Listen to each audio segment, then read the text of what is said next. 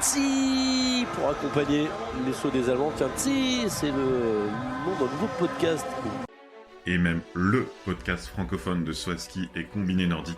Chaque semaine, retrouvez résultats, analyses, statistiques et même des interviews passionnantes dans Tsi.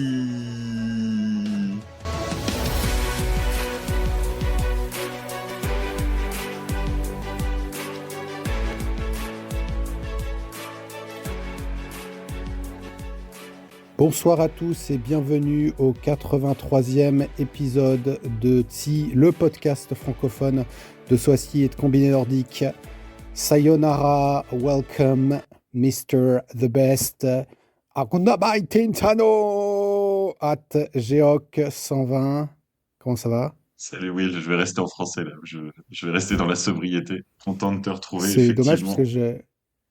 j'allais te le faire en estonien derrière, mais Ah, c'est pas pardon, grave. vas-y. Tu le gardes pour tout à Non, je l'heure, hein, sais on pas fera du une... tout parler estonien. Non, c'était une blague. Si je sais parler estonien, Igro Ilves. Car elle nous salue. Voilà, ça y est, on a perdu 2 tiers des auditeurs. Donc effectivement, les sauteurs spéciaux ont fait le tour du monde. Les combinés sont allés en Estonie et ça va être le sujet de ce podcast. Voilà, et sans plus attendre, tu vas nous faire le récap de ces deux week-ends, en commençant par Lake Placid, puis Sapporo. Et ensuite, on ira dans nos rubriques classiques pour voir ce qu'on en a pensé. Alors en saut spécial masculin pour débuter, nous avons eu à Lake Placid un par équipe mixte qui a sacré l'Allemagne devant la Norvège et l'Autriche. La Slovénie était quatrième alors que c'est souvent une très forte équipe. Et en individuel, le samedi, nous avons eu la fameuse victoire tant attendue de Johan André Forfang devant les duettistes autrichiens Earl et Tchofenig avec une quatrième place de Marius Lindvik. Sur le week-end, on n'a pas eu de points marqués par Valentin Foubert, donc toujours pas non plus le dimanche. Dimanche, victoire nette et sans bavure de Tchofenig devant Earl et Lanišek. Tu l'as peut-être en tête, mais je crois que c'est peut-être son premier podium de l'hiver. Il était tourné autour pendant un moment. Forfang 4, Kobayashi 5. On a attendu une petite semaine, on a traversé l'océan Pacifique pour aller à Sapporo, la grande classique, et on a eu un doublé de Ryuyu Kobayashi le samedi devant Jan Earl et Domen Preutz, qui aime définitivement ce tremplin, le Phoenix quatrième, et le dimanche devant Linvik, et Forfang, Tchofenig de nouveau quatrième. Et là, c'était un très solide week-end de Valentin Foubert qui a été 13e le samedi, donc sa deuxième meilleure performance de la saison, et donc en Coupe du Monde de façon générale, et 20e le dimanche. Ce qui fait qu'après ces 4 épreuves, ces 2 week-ends, et avant les championnats du monde, la coupure des championnats du monde de Trondheim, le classement général est toujours dominé par Daniel Tchofenig devant Jan Earl, en fait avec un bilan totalement neutre sur ces 4 épreuves à 183 points. Et la troisième place est par Stefan Kraft, mais à presque 600 points. Donc, et Forfang est en embuscade, 70 points derrière Kraft. Donc pour l'instant, on a un duo quand même avec un avantage Tchofenig. Et derrière, on a une bataille pour la troisième place. Cinquième Paschke, sixième Deschwanden, septième Sundal, huitième Ortner, neuvième Wellinger et dixième Lanišek. Valentin Foubert est 27e de la Coupe du Monde, hein. Il a marqué de gros points pendant ce week-end. Et c'est l'heure de passer au subjectif déjà. Comment t'es-tu senti avec ces épreuves du soir à Lake Placid et du matin à Sapporo? Alors, en effet, Lake Placid, moi je suis plutôt du soir, donc j'ai pu voir du Lake Placid en direct et j'ai vu du Sapporo en différé. Je t'avoue que Lake Placid trouvais bien sympa, l'ambiance polonaise, le tremplin est bien, il y a un peu de vent, mais c'est pas mal. Par contre, Sapporo, j'ai pas du tout aimé. Il y avait une couleur bizarre, on voyait pas bien les lignes. Et j'en parlerai, mais la gestion de la plateforme de mon ami Gross, là, il n'y a eu que des sauts à la bosse. Et du coup, Sapporo, j'ai eu énormément de mal à regarder le deuxième concours. Toi, t'en as pensé quoi? Oui, pareil pour Sapporo. Voilà, j'ai moins fait attention à la gestion des plateformes, mais c'est vrai que c'était très saturé visuellement. On voyait pas le HS en gros. Et la ligne verte qui fait un hectare, c'est pas très fin. Et Lake Placid, par contre, le coup de cœur, mais quand ça fait 3 années que c'est un coup de cœur, ça devient routinier. Mais là, avec un peu de vent de face, ce tremplin là, qui a pas beaucoup de boss, et on a l'impression que les sauteurs, ils s'éloignent du profil en vol, c'était Mm. vraiment génial à regarder. Puis on a eu double dose de Lake Placid avec les championnats du monde junior. Euh, ouais, franchement, gros kiff, gros Et kiff. d'ailleurs, ce qui est surprenant, c'est que on a plus préféré Lake Placid qui est un HS 128 que Sapporo qui est un HS 137, quoi. J'ai Mm. l'impression d'avoir vu de plus longs sauts à Lake Placid que à Sapporo, quoi. Ouais, quasiment. Et puis en plus, chez les femmes, Sapporo était un peu le même profil avec très peu de sauts longs. Bon, l'épreuve des hommes était quand même agréable, hein. Ça se joue proche du HS, mais on sait que c'est un tremplin avec une très longue sortie. Ça peut aller à 140 mètres sans trop de problèmes. Et là, on a eu une gestion parcimonieuse de la distance. Bon, bah, au moins, c'était, si je sais plus quel jour, je crois que c'est samedi, c'est quand même pas mal une loterie, il m'a semblé, à Sapporo. Alors dimanche, ça a duré 2h38 et samedi, ça a duré 1h41. Ok. Donc je pense que c'est plus Plus dimanche, mais dimanche, à vérifier quand on daignera faire les taux de loterie je qu'on crois n'a pas qu'on, fait, les coefs. On les a pas fait depuis le début de l'année. ouais, tu vois, Si, il faudra. il faudra, mais oui, non, mais parce que samedi, par exemple, tu as eu un Forfang qui fait 27e et qui remonte 14e. Il y a eu deux, trois gros mouvements. Mais c'est vrai que c'est Hmm. dimanche où il y a eu pas mal de, tu vois, du domaine, par exemple, où tu sais en manche finale qu'il a vent de dos et très peu de vent, et puis tu sais qu'il va se rater, entre guillemets, et puis bah, ça n'a pas manqué, quoi. Il s'est raté. Écoute, qui as-tu, du coup, élu sauteur de cette période, donc de ces 2 week-ends de compétition? Alors, je- sur les 2 week-ends, je pense qu'il y avait peu de suspense sur les candidats à ce Graal. Moi, j'ai choisi Tchefnik parce que je pense que là, on arrive avec. Enfin, il est ultra régulier, hein, donc il a fait 3-1, 4-4, un petit peu moins bon à Sapporo que à Lake Placid. Euh, il était quand même là à Sapporo. Je veux dire, c'est Oui, pas des déceptions, mais il était un peu un cran en dessous. C'est juste que, bah, clairement, il nous reste 6 compétitions, donc il y a 600 points à distribuer. Mathématiquement, ils sont encore 3, mais bon, Stéphane Kraft, il a 579, donc c'est mort. Et clairement, bah, c'est les week-ends là où, en fait, il en a fini avec Kraft. oui. Il en avait déjà fini avec Paschke. Forfang, bah, il est parti d'un peu trop loin, mais clairement, là encore, il l'a atomisé. Donc, il en reste plus qu'un, quoi. C'est un peu, là, il est sur les poteaux avec Yanner, la Koh-Lanta, quoi. Mm. Sauf que, Et du toi, du coup, coup, il a une plateforme de 10 centimètres et Yanner, là, une plateforme de 6 centimètres. Ouais, c'est ça. Mais il se bat bien, notre petit Yann Earl, parce que, mine de rien, il nous a quand même fait 3 podiums sur la période et une petite 6e place de Sapporo. Mais donc, il a quand même fait. On a perdu Pouli Fang, parce qu'il a gagné. Ouais, Mais là, on a un Poulieur, là, parce qu'il a fait son 7e, on a 8e le. et 9e Ouais. deuxième place de la saison. En 23 épreuves, il a fait 9 deuxième places. Donc, plus d'une sur trois, hein.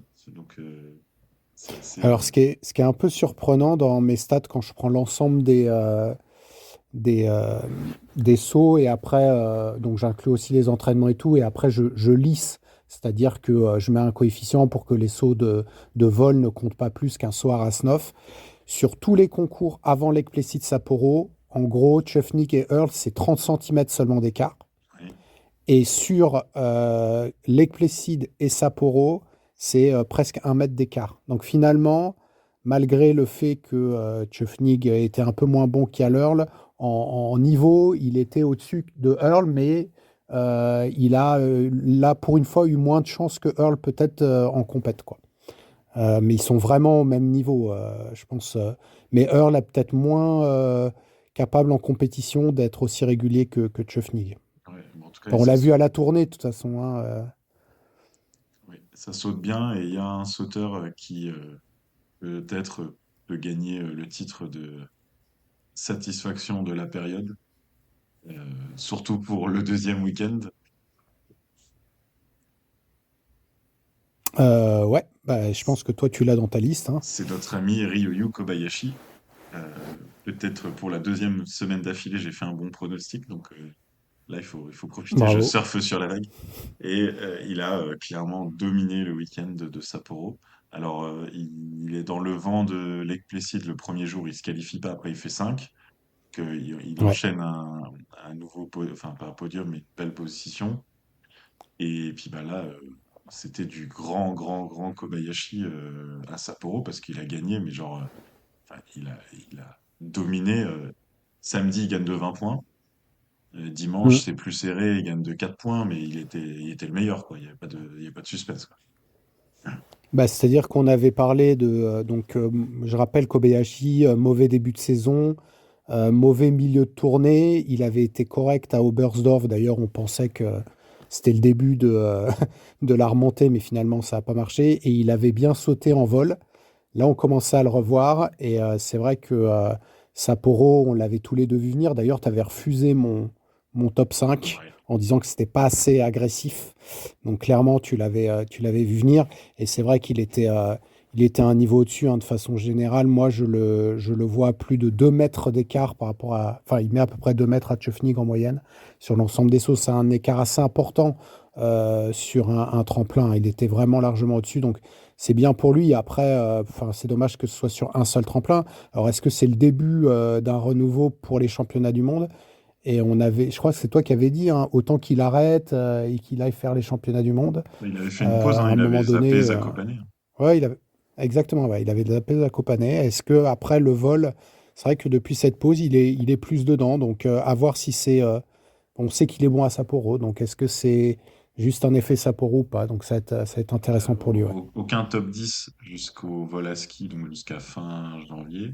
Et là, depuis Mm. 5, alors 13, bon voilà. Ensuite 7, 7, 5, 1, 1. Alors le non qualifié, c'était que voilà, il y avait trop de vent, mais il est là, quoi. Il fait 6 top 10, il gagne 2 fois. C'est prometteur, c'est très très prometteur. Intéressant d'avoir en plus comment dire, un autre compétiteur. Alors voilà, pour le Globe, évidemment, il est à 1000 points, donc il n'y a rien à jouer. Il Mm. remontera certainement dans le top 10, mais ça n'a certainement pas beaucoup d'intérêt pour lui. Mais ce qui compte là, c'est les championnats du monde qui arrivent. C'est clair. Est-ce que toi, tu avais une autre satisfaction sur cette... ou tu veux revenir déjà sur un des sauts du Euh, week-end? Non, on prendra les sauts après. Moi, dans les satisfactions, bah, il y a Antje Lanisek. Donc, Antje, c'était en fait son deuxième podium, puisqu'il avait déjà fait un podium le week-end d'avant à Villingen. Ok. Donc, il reste vraiment sur des bonnes performances. Il avait été disqualifié à Oberstdorf, mais sinon, il reste sur 7 top 10, même 7 top 8 consécutifs, parce qu'il n'est pas allé à Sapporo. Donc, clairement, Anche, il est vraiment de retour et c'est clairement le meilleur Slovène. Il est pour moi un des 5 meilleurs sauteurs. Et lui, il peut être dangereux sur les championnats du monde. Le deuxième que j'avais noté, bah, c'est mon Marius Lindvik. Quand il n'est pas bon, je le dis, bah, là, clairement, il a bien progressé. On est sur une régularité de 2 sauts consécutifs, hein, ce qui a été assez rare chez lui, mais quand même, là, à Sapporo, on fait deuxième et cinquième. Il avait déjà fait quatrième à Lake Placid. Donc, quand tu fais 3 top 5, dont un podium, c'est vraiment là, c'est ses meilleurs résultats de la saison. Sur quatre concours, quoi. Surtout que techniquement, il n'a rien changé. Il, Un tout petit peu, un tout petit peu. Je trouve qu'il se jette moins quand même. J'y ai vraiment. Ah, C'est dimanche où je me suis dit, attends, faut que j'essaye de comprendre parce que du coup, il nous a fait des 20e, 25e places là pendant depuis la tournée et compagnie. Je dis, ah, j'essaye de hmm. comprendre parce qu'il est plus devant. Et là, je fais, mais non. Si, il se jette moins. C'est Ah ouais, à un imperceptible. millième de seconde, Il n'y ouais. a que moi parce que je le connais, hein, C'est les yeux de mais l'amour, ouais, quoi. c'est les yeux de l'amour, quoi. Bah ouais, non, mais il s'est dit, en fait, il s'est dit là, non, il peut pas aller sur Forfang, il faut à tout prix que je revienne. Et clairement, tu vois, là, je l'ai mis dans une satisfaction, hein. Mais ça va Mais être dur, hein, Forfang, parce ça m'étonne. que ça va être dur quand même parce que une victoire, un autre podium, enfin, il est là, quoi. Il est toujours là. C'est assez génial, quoi. C'est, Du coup, le Forfang t'as encore marqué. Ah bah oui, surtout qu'il a gagné. En plus, on a appris derrière que voilà, son père est malade et tout, donc il y avait en plus une symbolique. Il gagne, ne serait-ce que bah, sportivement, si on reste sur ce sujet-là, Après, plein de deuxième place, ouais, c'était cool. Franchement, c'est mérité et il s'est pas arrêté là, quoi. Donc on peut. Bon, il y a Alors, le ce qui est petit assez trou qui. intéressant, Forfang, c'est qu'on avait parlé, tu sais, de sa meilleure saison. C'était l'année 2015-2016 où il fait cinquième de la Coupe du Monde. Cette année-là, il avait gagné une fois, donc pareil. Et il avait fait 8 podiums, il en est à 6. Donc, est-ce que Forfang, est-ce que tu le vois encore faire au moins 2 podiums sur 6 compètes? Il y a du vol à ski. Oui, avec 4 épreuves de vol. Avec Oslo à domicile, je crois qu'il gagne l'année dernière. Et puis en termes de classement, pour le coup, derrière, c'est une course d'escargot, donc il fera mieux que sixième normalement. Ouais. Parce que derrière, c'est Bachke, Donc Forfang, Deschwanden, c'est. Sundal. Non, non, il faut qu'il fasse mieux que cinquième. Il avait fait Ouais, cinquième. normalement, la quatrième, il sera logiquement 3 ou 4. Ouais. Ce Moi, qui- je suis d'accord avec toi, donc avoir Forfang. Et t'en avais un dernier dans la liste là, des satisfactions. Oui, bah, c'est notre ami Domen qui est là. On va dire c'est déjà bien qu'il soit là. Il joue la victoire, il joue le podium, ça fait 3 week-ends si on compte Oberstdorf, le vol. Et puis même, enfin, ça Ouais. fait 4 avec Villingen parce qu'il joue. En fait, alors bon, bah voilà, si le vent arrête d'être de face, on sait qu'il va perdre 5 places en manche finale. C'est ce qui est encore arrivé dimanche à Sapporo. Mais bon, là, du coup, Mm. quand il se rate, il est huitième, entre guillemets, hein. Il fait un Mais même podium. à Innsbruck, Mm, il fait neuvième à Innsbruck. mm. Et Domen, quand on regarde ses performances, il a fait sa meilleure saison, c'était sixième. Donc là, c'est pas possible. Mais après, c'était treizième. Donc on pourrait potentiellement, s'il continue, avoir, je sais pas s'il peut viser la treizième place, là, si on regarde le nombre de points. Oui, Mais ce serait 70 le points de retard, niveau. ouais. Il reste Ouais, 4 c'est épreuves de jouable, hein. vol, Donc ouais. Domen pourrait réaliser sa deuxième meilleure saison carrière. Bon, après celle où il avait terminé sixième, il avait gagné 4 fois. Donc là, ça va être un peu compliqué. Il avait fait 6 podiums. Donc, non, mais c'est bien de voir des gars. Alors, Domen, il a que 25 ans, hein. Mais c'est bien de les voir, Forfang, Domen, on les a vus depuis longtemps. Et c'est quand même des sauteurs dont enfin, on aime bien tous les deux leur forme de vol, quoi. Oui, C'est c'est pas, c'est clair. pas du Geiger ou du Leia, quoi. Puis même là, Alors, ouais. depuis la tournée, on a des Slovènes qui font des podiums, des Norvégiens qui font des podiums, on a Ryoyu qui revient. On a quitté la surdomination autrichienne et en même temps, ils n'ont pas disparu, donc c'est quand même cool parce qu'ils sont toujours là. Je trouve que bah, on a juste perdu un pays, on va dire. On a juste perdu l'Allemagne, mais sinon, on a retrouvé Mm. un peu de suspense côté nation, donc c'est sympa, ouais. On a Granerud, hein, qui a fait septième avec Plessis, sa meilleure performance. Donc en fait, ils sont en train de remonter là avant les championnats du monde, les anciens, en fait, ceux qu'on avait l'habitude de voir devant. Même Tim Isaich, hein, il fait dixième à Sapporo. Donc ouais, ça va être intéressant là, parce que si tous ceux-là montent et qu'on a encore les Chufnik Earl Craft, ça va être sympa à Trondheim. Ouais, c'est prometteur. Il reviendra un peu plus tard. Et alors, du coup, maintenant, les petits cartons jaunes qui t'a déçu sur cette période. Moi, j'ai l'impression de me répéter, hein, mais étant donné leur position au classement de la Coupe du Monde, je suis obligé de remettre un carton jaune à Pius Paschke. Alors, il n'est pas venu à Lake Placid, donc on s'est dit, est-ce que c'est pas le renouveau ou quoi? Mais en fait, non, quoi. Sapporo, 23e, 31e.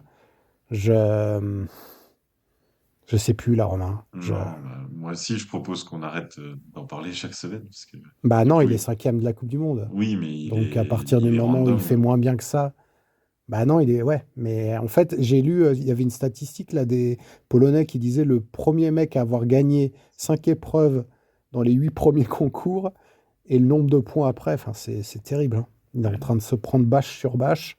C'est Ouais. dur pour lui. C'est dur. Et en plus, Et, 31e, quoi. T'as l'impression que le sort et, s'acharne, quoi. et oui, et Deschwanden, ouais, c'est clair que c'est plus dur pour lui. Alors, Et il est Schwanden, pas c'est absent, mais pareil. voilà, il a joué les podiums pendant un gros mois, on va dire, tous les week-ends. Ouais. Et là, il redevient plus banal. Alors, est-ce qu'il est fatigué aussi? Est-ce que c'est une surchauffe et tout? C'est un peu dur de Bah, je savoir vois de pas l'extérieur. pourquoi il serait plus fatigué que les autres, hein. Il saute pas plus que d'autres. Mais bon, il a quand même fait cinquième à Lake Placid. On va dire qu'il aime pas Sapporo, peut-être, j'en sais rien. Mais on l'avait déjà noté le week-end d'avant à Willingen. Clairement, lui, il est en train de baisser. Et le troisième que j'ai mis, c'est Ebok. Bah, Ebok, bon, il n'était pas là à Sapporo, mais depuis qu'il a annoncé sa retraite, c'est compliqué, quoi. Là, 17e, 23e, donc je suis un peu déçu, d'autant plus qu'il a été pris pour les championnats du monde à la place de Fettner, sachant que c'est potentiellement peut-être les derniers championnats du monde de Fettner. Je vois pas pourquoi Fettner il repartirait sur une année, même s'il n'a pas encore annoncé. Je sais pas ce que tu penses de... Est-ce que Fettner prendrait sa retraite en ayant là été encore mis de côté Je sais pas. En tout cas, Ibok la prendra. Bah, si on prend les valeurs pures, Ibok, il est meilleur que Fettner cette saison. Il fait 3 podiums, il est dans le coup pour jouer les top 10 tous les week-ends. Fettner est légèrement en retrait. Il joue plus le top 20 que le top 10. Donc, bon, c'est sûr que c'est les problèmes de riches des Autrichiens, mais je trouve plus logique d'avoir Ibok que d'avoir Fettner, même si Fettner aurait eu sa place dans bah, toutes les autres nations du plateau, quoi. Ouais, c'est clair, toutes les autres nations. Et donc ça Pauvre fait que les Fettner. Autrichiens ont sélectionné finalement Tchofénik, Earl Kraft, les 3 premiers de la Coupe du Monde, Ortner, huitième, capable de sortir un Mm. saut à chaque épreuve, et Haibuk, qui est 12e de la Coupe du Monde en ayant manqué le dernier week-end par choix. Bon voilà, Mm. du coup là, Mais ça doit jouer un peu parce que Ebuck, j'ai regardé, en moyenne, il est 14e,4, enfin 14,4, et Fettner 14,9. Donc ils sont vraiment sur les concours qu'ils ont fait, quoi. Parce ouais. que Fettner, il en a raté aussi, hein. Oui, bah, il a été Mais gagnant oui, aussi il au a un Sénat. tout petit peu meilleur, du Et du coup. coup là, Mm. l'enjeu des Autrichiens, c'est de savoir qui sera le quatrième homme du par équipe pour gagner le titre. Bah, je pense, bah, pour moi, c'est joué, c'est Hortner, hein. Je vois pas pourquoi On verra. ça aurait Normalement, oui. été Sur la saison, Ouais, oui. Mais après, comme ils vont s'entraîner tous, ça peut, tu sais, ils peuvent faire ouais, un c'est choix de, possible. de, de feeling du tremplin, on va dire. Ortner, peut-être Mm. premier championnat du monde, tu vois. Là, on a vu, genre, il y a le biathlon en ce moment. Les jeunes, entre guillemets, c'est les premiers grands championnats. Il peut y avoir un effet plus mental, on va dire, que purement physique. Parce que Ortner, là, il est meilleur. Mais on verra. On verra qui ira Et gagner Hortner, l'or. ouais, Hortner, il a sauté à Trondheim.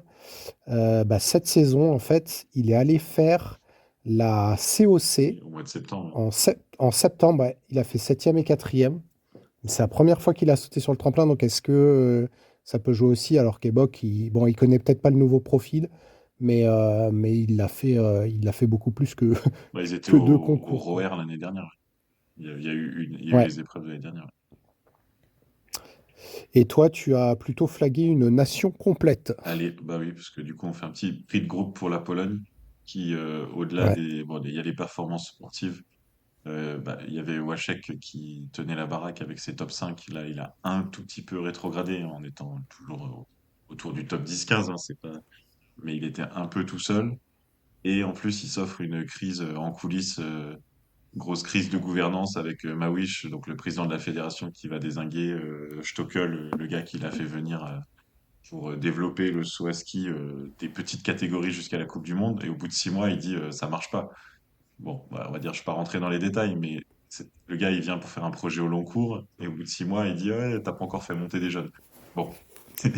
Du coup, Bah, il a bah, fait monter Kasper Jurocek. et du coup, Stockel, il a dit bah, si c'est comme ça, je me casse. Et donc, démission le Mm. 14, le jour de la Saint-Valentin.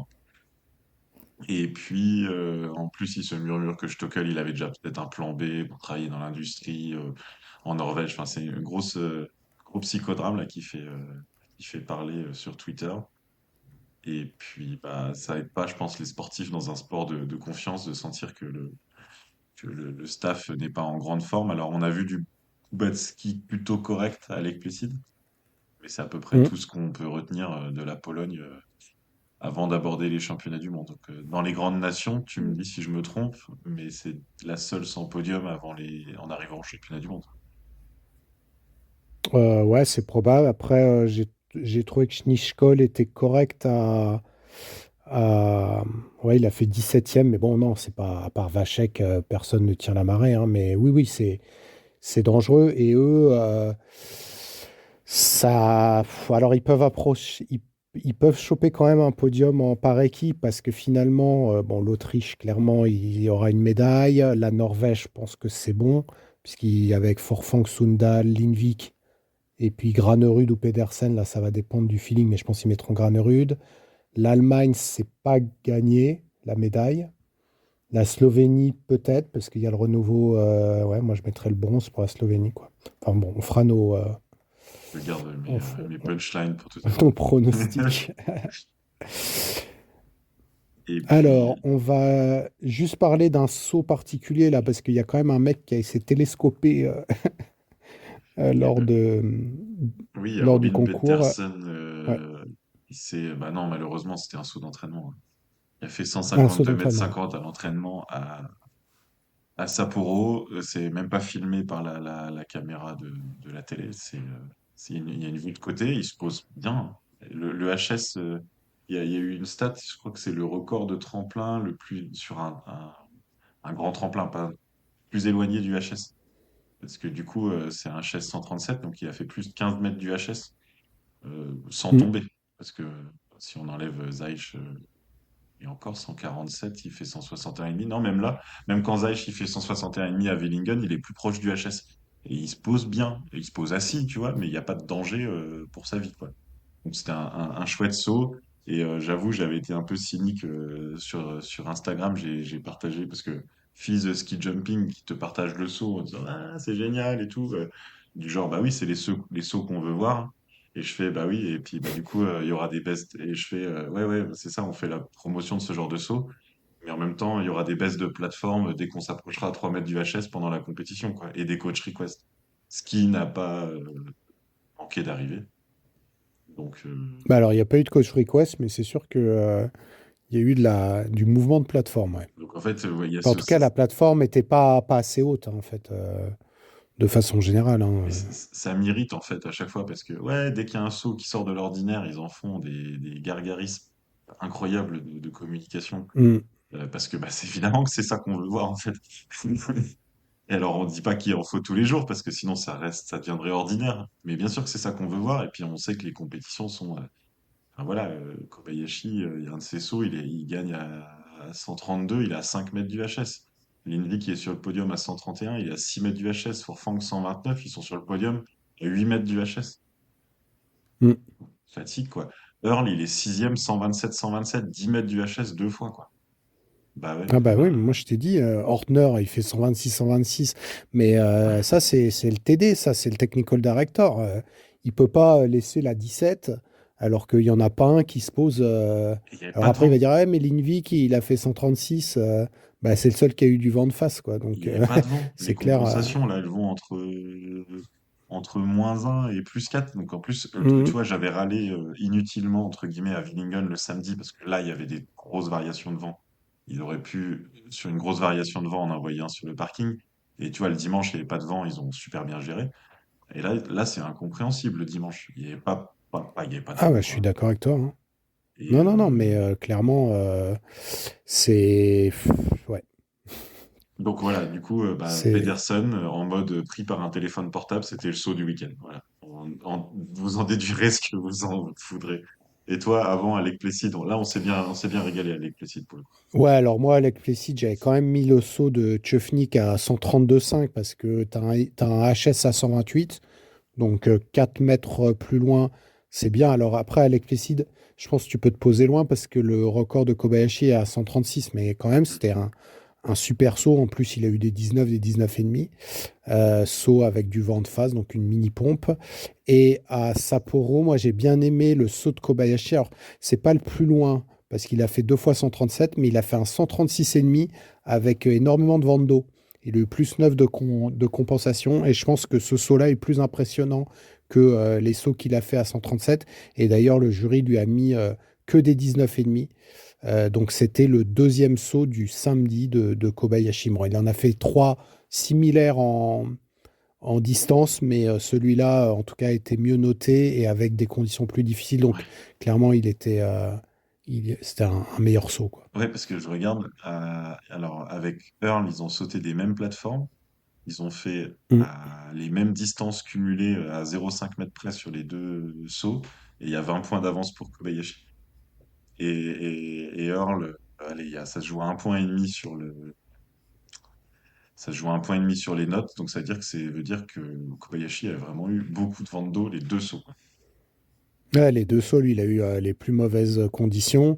Et après, et on le voit d'ailleurs, celui qui était deuxième de la première manche, donc c'était Domaine, bah, lui, il a eu le début du vent de dos et du coup, bah, ça l'a fait rétrograder d'une place, mais il rate de peu par rapport à Earl, notamment, Ouais. sachant que lui, il aime pas le vent de dos. Il était vraiment pas loin de faire deuxième.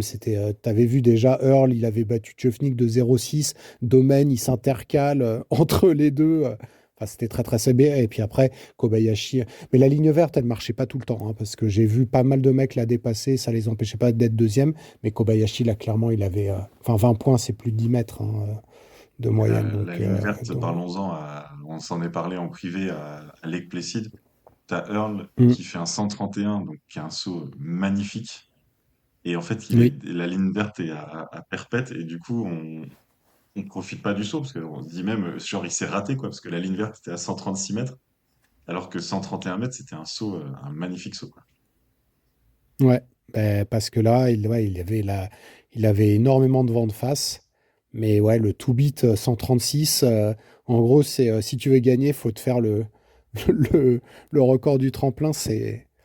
Ouais, c'était pas évident pour le Spence. On savait qu'il le ferait pas et pourtant, comme tu dis, il a vraiment sorti un saut correct, hein. Ouais, non, c'était bon, des beaux sauts avec Placid et un peu de frustration à Sapporo, c'est ce qu'on peut résumer. Et on va dire que pour notre Français engagé sur ces deux week-ends, Valentin Faubert, eh ben, c'est l'inverse en fait. De la frustration à Lake Placid et du bon à Sapporo. Et comment tu veux rajouter quelque chose? Bah, je crois Alors déjà, il fait sa meilleure perf, non? Non, il avait fait 12 à Zakopane, mais du coup, il fait 13, ouais, effectivement, D'accord. à Sapporo. Ouais. Ouais, il fait 13. On attendait qu'un mec lui passe derrière, mais ça s'est jamais passé. Mais ouais, 13 et 20, c'est son meilleur week-end en termes de régularité. Il avait aussi, je crois, très bien sauté à une des qualifs. C'est la première fois que je le voyais sourire. Après le premier concours, il était satisfait de lui, donc c'est vraiment de bon augure pour les championnats du monde. Alors, il ne fera pas de médaille, mais franchement, s'il arrive à passer en deuxième manche et à jouer un top 20, ce serait quand même bien. Et puis nous, on lui a dit de faire une seule chose, c'était de terminer dans les 30. Pour l'instant, il a 38 points d'avance sur Willumstad. C'est bien parti, donc franchement, c'est une super année, quoi. Ouais, et en plus, on peut rajouter que par rapport à son style de saut, entre guillemets, très légèrement en freinage en l'air, il fait sa meilleure perf là, enfin, presque sa co-meilleure perf en vent de face à Sapporo, et Mm. c'est rassurant parce que du coup, ça veut dire qu'il avait ce qu'il fallait en termes d'accélération en l'air. Sinon, il n'aurait pas fait ce saut-là. Donc, c'est aussi techniquement très rassurant d'avoir performé en vent de face. Parce que là, Et dans le deuxième concours à Sapporo, comme il fait quand même 14e de la deuxième manche. il- Il s'était un peu raté à la première et quand il finit 13e, là il était plus réglé, il fait 14-15. Donc si tu prends juste les manches, il fait il- trois fois dans le top dans le 15, quoi. top 15, ouais, ouais, ouais, c'est Mm. un super week-end. Peut-être, je ne vais pas demander, c'était pas la première fois qu'il allait à Sapporo, parce que même les années COC, ils y allaient pas forcément, les Français. Donc, Je vais vérifier pendant que tu me donnes ton coup de cœur le coup de cœur. Le coup de ou le coup cœur, de et gueule. ben non, le moment subjectif, et ben on va rester à Lake Placid, mais pendant les mondiaux juniors, parce que nous avons eu un duel au sommet entre Stefan Embarer et Tate France. Il se joue à 0,4 points en faveur d'Embarer. Et Franz, il s'est fait craftifier. Tu vois, la dernière fois, je te parlais Mm. de la psiusification. Et là, c'est la craftification. Parce que Franz, il a passé bien 10 minutes. Il avait gagné la première manche. Et il a passé bien 10 minutes sur la plateforme, du coup, entre Embarer et lui. Bon, c'était les conditions de vent, hein. Il y a pas de complot ou quoi que ce soit. Mais c'est vrai que c'est assez surprenant de revoir que dans un grand championnat, euh, on se retrouve là avec la même situation du dernier sauteur qui doit poireauter 10 minutes. Je trouve que ça arrive souvent là, cette saison, ce genre de situation. Et il fait un magnifique saut. Il va plus loin qu'Embarer, mais il avait plus de vent de face. Du coup, 0,4 points. Le titre conservé par Stefan Embarer après sa saison de Coupe du Monde, on va dire un peu laborieuse. Ça ressemble presque à un hold-up, même si on savait qu'il serait bon pour ces championnats du monde junior. Bah, j'ai fait tout bon, moi. J'ai fait Hmm. un 2 3. J'avais dit Ouais, Embarer, France, comment il s'appelle? Steinberger, Simon. Simon, c'est pas le quatrième, hein, c'est son prénom, mais comme ils sont deux. Donc, ouais, ouais, non, Embarer, bon, on l'avait un peu vu venir tous les deux, hein. On savait que. Mais battre France à Lake Placid, pour moi, oui, ok, il y a eu l'attente, ça joue un peu, mais on est à Lake Placid. Et du coup, France avait un avantage par rapport à ça. Donc, si tu avais fait les championnats du monde à Innsbruck, Yembarer aurait battu France, probablement. ouais, il a peut-être Donc, fait c'est le bien pour lui. CIG, ouais. Ça montre vraiment qu'il est, c'est le talent générationnel.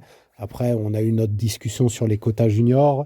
Ils sont un peu en train de le cramer en Coupe du Monde, mais est-ce qu'il aurait tabassé la COC? J'en suis pas sûr non plus. Non, mais À voir comment lui enfin, se sent, quoi. cramé, mais en même temps, si dans le staff, ils lui ont dit, écoute, Stéphane, fais ta saison, entre guillemets, on n'attend rien de toi parce que t'es pas en danger pour les Sauf le quotas et tout. titre de champion du monde Oui, junior. voilà, c'est ça. Et en fait, ils disent, bah voilà, tu vas enchaîner tous les week-ends, tu vas faire tous les tremplins de la Coupe du Monde, tu prends de l'expérience. Ça, si Mm. c'est vu comme ça, bah ça peut être réussi parce que il a jamais été à la rue, il était autour du. Il y a eu deux, trois week-ends un peu durs, mais sinon il jouait proche du top 30. Et puis, euh, Mm. et puis comme tu dis, il est là le jour des championnats du monde.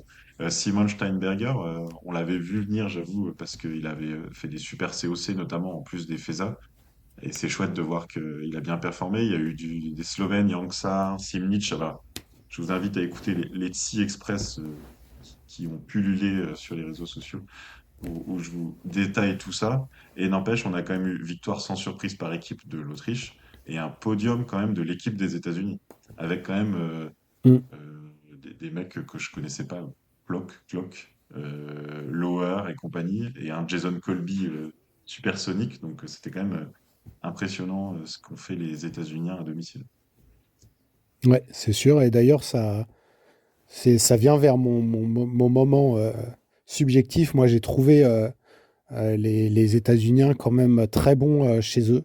Alors, j'ai pas renoté l'ensemble de leur performance. Alec Plessid, mais Bickner saute très bien en ce moment. Mm. Tate France, il avait fait 16e et 19e. J'imagine qu'il y en a un autre, je crois que c'est Belchaud qui avait mis des points. Ouais, ouais. Ourlaub qui s'était qualifié. Bon, voilà. Colby, je crois pas qu'il soit qualifié, mais clairement, si Ourlaub a mis un point aussi. Donc, ouais, c'est une belle équipe. Et quand tu vois ce qu'ils font en junior, je trouve le travail vraiment de cette équipe est très sérieux, en tout cas. Avec les gars, il n'y en a pas un qui a. Enfin, Bickner, je sais pas quel âge il a. Mais, euh, mais ouais, non, là, les Américains, aussi bien sur. Alors, on a la chance d'avoir quelques vidéos du père de Lubin Vartin qui nous montre aussi les installations à Lake Placid, mais c'est fou, quoi. Les investissements qu'ils ont mis là-bas, c'est monumental, quoi. Ah ouais, c'est vraiment le centre. Il y a du dynamisme, hein. Ils accueillent aussi les championnats du monde de luge là, ou de bobsleigh dans quelques semaines. Enfin, c'est la station Ouais, qui bouge là-bas. Bickner, il est de 96, donc il va sur ses 29 ans, mais c'est ouais, non, lui, c'est un. sa meilleure période là. Il enchaîne les top 15. Ouais, ouais. Et donc, ouais, et les Japonais à domicile aussi, bah, Ryoyu, mais pas que. Non, pas que. Il y a Sakutaro Kobayashi qu'on découvre complètement, hein. On l'avait pas trop flagué comme The Next One. Ren Nikaido qui au plaisir de Guillaume Di Grazia, fait sa meilleure saison et qui s'annonce comme le deuxième meilleur japonais. Il y a un Nakamura qui s'est réveillé tout d'un coup alors que on l'attendait pas. Et puis ils avaient la banane. Mm. Nakamura, il fait 10 et 15e, quoi. Ça faisait une plombe, hein. Je me demande si 10e, c'est pas. Ah non, il avait fait 9e d'un autre Il a fait truc. une bonne tournée, hein. Euh, ouais, il a fait une bonne tournée. Donc voilà, avec Ryoyu, Nikaido, Et Nakamura, Sato Yukiya qui revient. Sakutaro. Ouais, Yuki Asato, exact. Il y a le Keishi qui était là en groupe. On a vu Kasai. Donc j'étais content de les voir. Et puis ils avaient bien ouais, ils avaient bien la forme, quoi. Là, tu les voyais sourire, quoi. Vraiment, tu sentais qu'ils étaient contents de rentrer chez eux. Je pense que eux, ils ont du mal quand même à faire autant de temps en Europe, hein.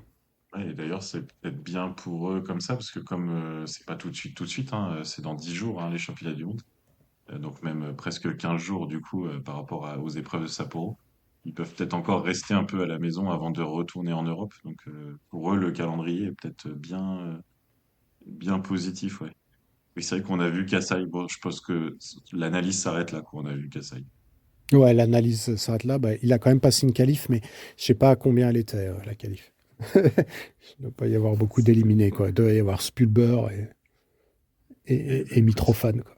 Alors, on va se prendre les quelques questions. Donc, tu en avais noté deux, j'en ai rajouté une petite. Donc, on avait parlé du duel Tchufnik-Earl. Est-ce que on peut enfin dire que là, ça y est, hein, là, le globe, c'est fait ou tu restes. Ah bah match Qu'est-ce que t'en nul quand penses même là? hein, sur 4 épreuves. Match nul avec Earl. Donc le petit Earl, il fait que cette question va rester à l'agenda encore un petit peu. Non, je dirais pas que c'est fait, tu vois, comme ça. Il y a du vol à ski. Non, allez. Mais bon, le Phoenix solide, quoi. S'il se fait pas un genou, il se battra jusqu'au bout. Mais j'ai tendance à dire, là, t'as dit 6 épreuves restantes, 180 points. Tu Hmm. vois, ça va vite, hein. Premier, quatrième. Ah oui, Allez, non, mais il faut, allez s'il y a un trou, une 60, non-qualif. 65-35, allez, pour Tchofeli. Ah ouais, putain. Ah ouais, attends, ça, 181 points, ça fait quand même beaucoup. Moi, je dis 90-10, mais bon, après, voilà. C'est Jan Earl, on a vu qu'il était régulier. Les stats disent qu'il est au niveau de Tchufnik, donc clairement, il va se battre. Les championnats du monde, bon, on a parlé un peu de chacune des nations, mais qu'est-ce que tu attends de ces championnats du monde? Est-ce que tu as déjà un favori, quelqu'un qui sort du lot? Alors, est-ce que c'est le moment pronostic des On championnats peut du monde? sortir nos On pronostics. sortit. Alors On peut attends, sortir nos pronostics. avant, on règle la partie Coupe du Monde. Est-ce la fin pour Oran Garrer? Comme ça, on prendra plus de temps. Trondheim, c'est Oui, la question donc que tu as on a ajoutée. mis cette question parce que voilà, l'Allemagne, alors la dernière fois, tu avais, enfin, ça fait plusieurs week-ends que tu en parles, tu as fait des paris sur le nombre d'Allemands dans le top 10. Là, on n'en a même pas parlé, on n'a pas cité un seul Allemand de tout notre review, là, qu'on aurait pu les citer tous Hmm. en non-satisfaction. Si, on a cité Pachke, Et si ça aurait pu être mais clairement, mon là, prono raté si aussi. les championnats. Ouais. Les championnats du monde, s'il n'y a pas quelque chose, l'Allemagne, une médaille par équipe ou une médaille individuelle, je pense que le soutien ça va être compliqué, quoi. Alors, justement, tu l'as dit, et c'était ce que j'avais préparé, c'était dire, j'ai l'impression qu'on arrive au championnat du monde dans la même situation qu'à Planitza, par exemple. Et à chaque fois, ils vont nous faire 2 médailles sur le petit tremplin. Ils vont gagner le par équipe mixte, donc il y aura 2 hommes dedans, donc ça va compter dans le bilan des hommes. Et il sauvera sa place par les championnats du monde. En tout cas, c'est Mm. comme ça que ça avait tenu après Planitza. J'avoue que là, pronostiquer 2 Allemands sur le podium, sur le petit tremplin, il faut être un peu audacieux. Mais Mm. ce que je veux dire, c'est que sur les championnats du monde, je sais pas, ils arrivent toujours à sortir quelque chose d'un peu inattendu. Donc c'est à ce moment-là, tu as raison, que ça va jouer, parce que derrière, c'est du vol à ski, donc on sait qu'ils sont pas bons. Donc ouais. Le bilan de la saison des Allemands se joue à Trondheim, et parce que derrière, il sera pas enjolivé, quoi. C'est ça. Donc est-ce la fin pour Angerer? Bah, on verra après Trondheim. Moi, je dirais non. Ils vont le garder quand même. Il a fait gagner 5 fois Pius. Je pense qu'ils vont le garder quand même. Il a fait gagner Pius Paschke quand même. Oui, oui, non, mais je peux pas te dire, je suis pas dans les papiers, mais si c'était moi qui jugeais, je pense que je l'enlèverais à la fin de la saison, je lui laisserai finir et basta, hein. Et tu prends Stockel à la place. Il est libre. Ouais, après, c'est vrai que c'est compliqué de trouver remplacement sur cette. Je sais pas, je prendrais peut-être Rune Velta ou je connais pas les coachs, mais Velta, il fait quelque chose de bien avec les Suisses. C'est peut-être un beau coach. Après, il faut parler l'allemand. Bon, S'il parle le suisse, il peut parler l'allemand. oui, il peut faire ça. Il regarde. Alors, Ok. les pronos de Trondheim. Donc, déjà qu'attendre de façon générale, je dirais une belle ambiance. Parce que Hum, on va dans un grand lieu du Nordique et on va dans un lieu où le saut à ski a du sens. Parce que Dans 2 ans, on va à Falun. Tu vois, comme tu me le faisais remarquer, les tremplins, ils sont même plus, je sais plus comment dire, homologués, parce qu'en fait, ils servent que pour les championnats du monde une fois tous les 12 ans, quoi. Donc là, ça va être chouette. Les épreuves, elles risquent d'être bien remplies. Les tremplins sont absolument magnifiques. Cette mini cuvette, euh, ouais, c'est chouette. Enfin, j'y étais l'année dernière là pendant le ROER. C'est un beau lieu. Le site des pistes de ski de fond aussi avec la tribune. Ça descend. Ça va se jouer à pleine vitesse pour retourner vers le stade et tout. Il y a ça va. Je pense que visuellement, ça va être des beaux championnats du monde déjà. Maintenant, Mm. sportivement, petit tremplin. Qui vois-tu prendre le titre ou être sur le podium? Il n'y a pas eu beaucoup de petits tremplins et j'ai pas tes stats. Petit tremplin, c'est un Genre, HS combien? 105, HS je 100. pense, 105 ou 106, c'est pas un si petit que ça. Ce qui est d'ailleurs assez. Euh, euh, Petit tremplin triplé autrichien. Champion du monde Stefan Kraft. Médaille d'argent Jan Earl. Bronze Tchefnik. C'est noté en ce moment même. Et ce sera certifié par un notaire. C'est ça. Et ben moi, je vais mettre Tu Ryoyu veux. vainqueur. Ouais, fais petit. Ryoyu? Ok. Ryoyu vainqueur. Petit tremplin, je vais mettre Piotr Joua et Karl Geiger. Non, ça c'était il y a 2 et 4 ans. T'as vu que depuis Ouais. 2000, il y a eu 6 titres polonais, je crois, sur petit tremplin. C'est quasiment eux qui ont gagné la Bah, mais plupart avec eux. Pavel Vacek. Ah ouais, mais est-ce que je suis joueur à ce point-là? Non, je vais mettre donc Ryoyu, Chofenig, et tu sais quoi, je vais mettre un Allemand et je vais mettre Veninger. D'accord. Et sur grand tremplin maintenant. Alors, grand tremplin, champion du monde, euh, Daniel Tchefnik. Médaille d'argent, Forfang. Médaille de bronze, Kraft. C'est un beau chrono. Là, on va retrouver à peu près les mêmes protagonistes. Donc pas de Lindvik chez toi, pas d'effet Non, domicile. Il non. sera quatrième, quoi. Je sais pas, Hmm, mais il sera pas là. il sera pas là. Eh ben, je vais mettre Benjamin Oswald en grosse cote. Si tu veux. Non, non. Mais j'aurais presque envie de mettre le même que toi, mais du coup, je vais Eh mettre ben, mets le même, hein, Earl. qu'est-ce que tu veux. Non, je vais mettre Earl en 2. Ouais, Earl en 2, Forfang en 3 et Chofenig en premier, ouais. d'accord. Et donc, par équipe, ça va aller plus vite. Qui derrière Par l'Autriche? équipe, Autriche, Norvège, Slovénie. Alors, on va peut-être pas se distinguer là-dessus. Rationnellement, je vais mettre Slovénie en 2, tiens. Parce qu'il y aura, s'il y D'accord. a du vent de face, ils auront un bon. Et puis Norvège, ouais. Allez, allez, allez. Ouais, c'est bon. Autriche, Slovénie, Norvège. Ok, validé. Donc, Il y nous a d'autres aurons le épreuves? débrief dans quelques semaines. Comment? Il y a que ça? Après, il y a le team mixte, mais est-ce que Non,